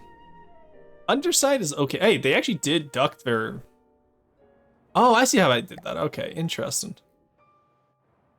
So they have the little energy well down there that apparently isn't visible underwater. So it's all ducks, and then they just have it as like a little energy well. Okay, that's fair. That's not bad. And then just the central guns. That's pretty common for earlier ships. Because I remember when I was seeing this on the server, I was like, oh, this reminds me of my first Space Engineers build, actually. I said Twitch chat, the turret said interior. I don't remember that. You read the message, Gur. Look, I read a lot of messages. What is the PID? Well, I have it caps locked right now, so. Water really does funky stuff, honestly, yeah. Aside from that, the bridge is okay. It's a little bit basic, but I'd like to see a little bit more detail work in there, but from my understanding, it's not fully done yet. And then the elongated neck back here, I would love to see some bracing on this to make it feel like it's a little bit more integrated. You did a good job starting it down here, but I'd love to see it continued. And also maybe a different color to break up some of the red up here. I assume this is red on your side as well. I'm using Scarlet Dawn colors when you watch the spot eventually. So I would definitely break up the color up here. And then just go from there. Aside from that, you have vents, which is pretty good. Maybe some like internal grappling in here, like have some cutouts where you can put some machinery pieces, would look really interesting. And then the exterior, it's okay. It's not too busy, it's not too clean. It's not bad. All right, not a bad little guy, but it's like it's still sci-fi, right? It doesn't feel like it wouldn't fit in sci-fi wise. It almost reminds me of like very old SD designs. Gotta love water and glass Vinderbugs, so true. Grr. Message did. Alright. Also love I don't look at the temper point of everything it disappears. It's true, I know, right? It's so annoying. Alright, let's see what Munpa does. Ooh, this is neat. I really like this. This is really cool, Munpa. So it reminds me very much of LH, AOD7. Okay, cool. I assume is it a hydrofoil or is it meant to be a plane? Spaceship. What is this meant to be? I assume it's not meant to be doing this. I'm going to assume meant to be hydrofoil. But it would fly, but it has no AI now? Okay. How do you get the engine permanently going then? There's no oh, you probably set it up so I can see the trail color. Alright, this isn't bad. I feel like I want to see some wings on this though. I feel like the pattern up top is actually really nice. I love the way you you decoed that. And even down below it's pretty detailed. But I feel like I want to see more of it. It's a little bit sparse. You got the intakes, which are nice. No cockpit sag. And then like you have these little groves off of it that look like wings, but canards? Maybe canards, or maybe just like larger wings in general. I feel like the ones you have on it right now make it feel like an F1 car instead of a plane. Does that make sense? Emissive panel lines are peak design. Oh yeah, no, I do like the emissive panel lines. I'm gonna be stealing that for my own CC. I really like that. That's a good job there. So it looks like, yeah, blue and green combined. So that's pretty solid, because that gives a really cool, like as you're moving around, it gives it a very cool animated look. It looks like it's changing colors as you move around. Very well done on those. But, and like the color scheme in general here, like the green, black, and white really works well. This is well done. Or like a hovercraft for law enforcement and stuff instead of Tight City. Ah, okay. So it's not wide, that makes sense. In that case, at least put some side thrusters on that, I feel. Because that would really clean up the design. Which faction would get them? Any faction that uses magic, so all of them. Like, I imagine you could definitely do some, like, you know, do some, like, runic... Because I explained a few months ago how the magic of my world is all based on runes, right? So we could, instead of using the hologram projector for runes, we could just use emissive lines. Do 2 colors per each faction's write-in. So it gives it that little, like, animated effect when you look around. It'd be really interesting. How did you, Munpa, like, how are these emissive lines set up so you have the green and blue showing, depending on where you're looking at? Is it just, like, offset a little bit, and then it's just a trick at the camera, or did you do something specific for it? Because, like, see, from down here it's green, and then over here it's blue again. Just a cyan color? Is it just one color?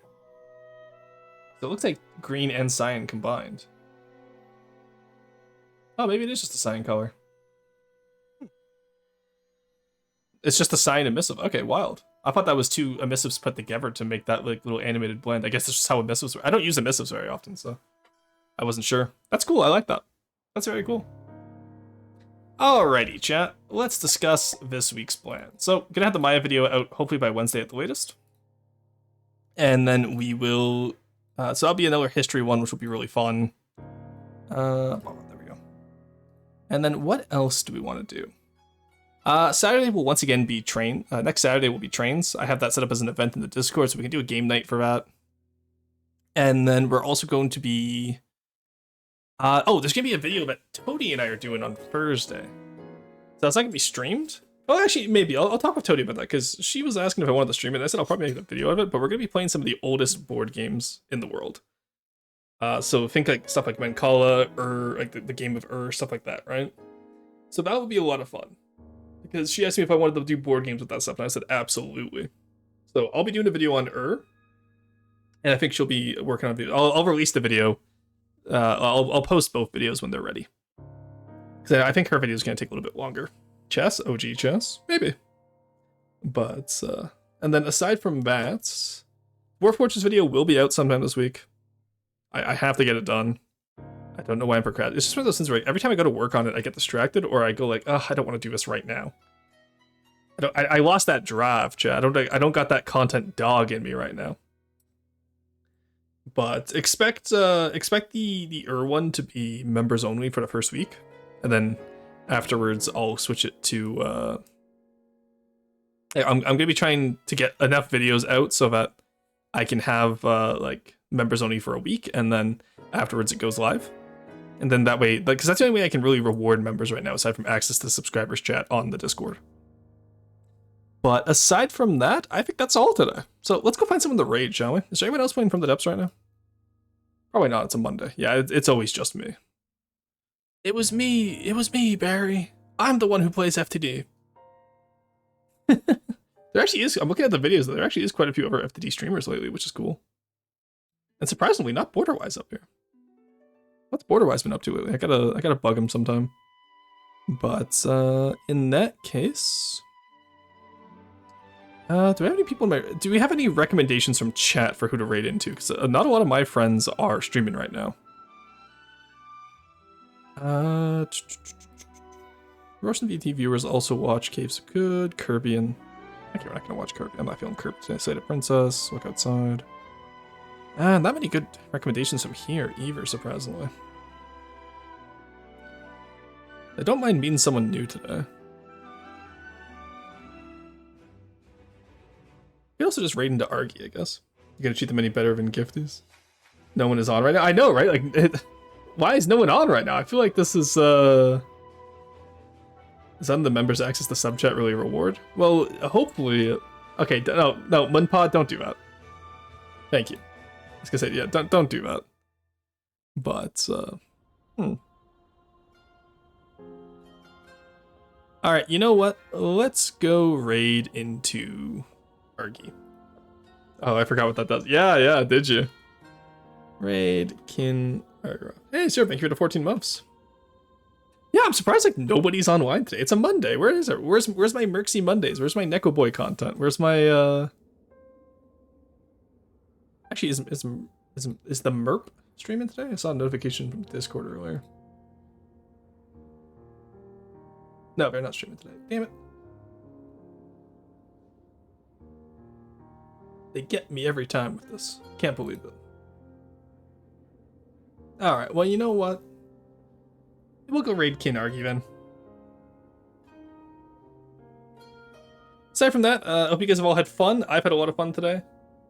And I will see you all on Friday for more FTD, where we're hopefully going to finish either the stern or the bow of...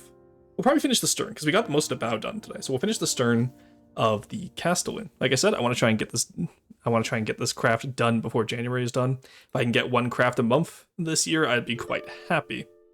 Neko swept in, that makes sense. We need to sub on him, we need to get these excluding mode. Oh my god, guys. Anyway, you all have a wonderful evening, afternoon, morning, wherever you are. And I'll see you all Friday. Bye-bye.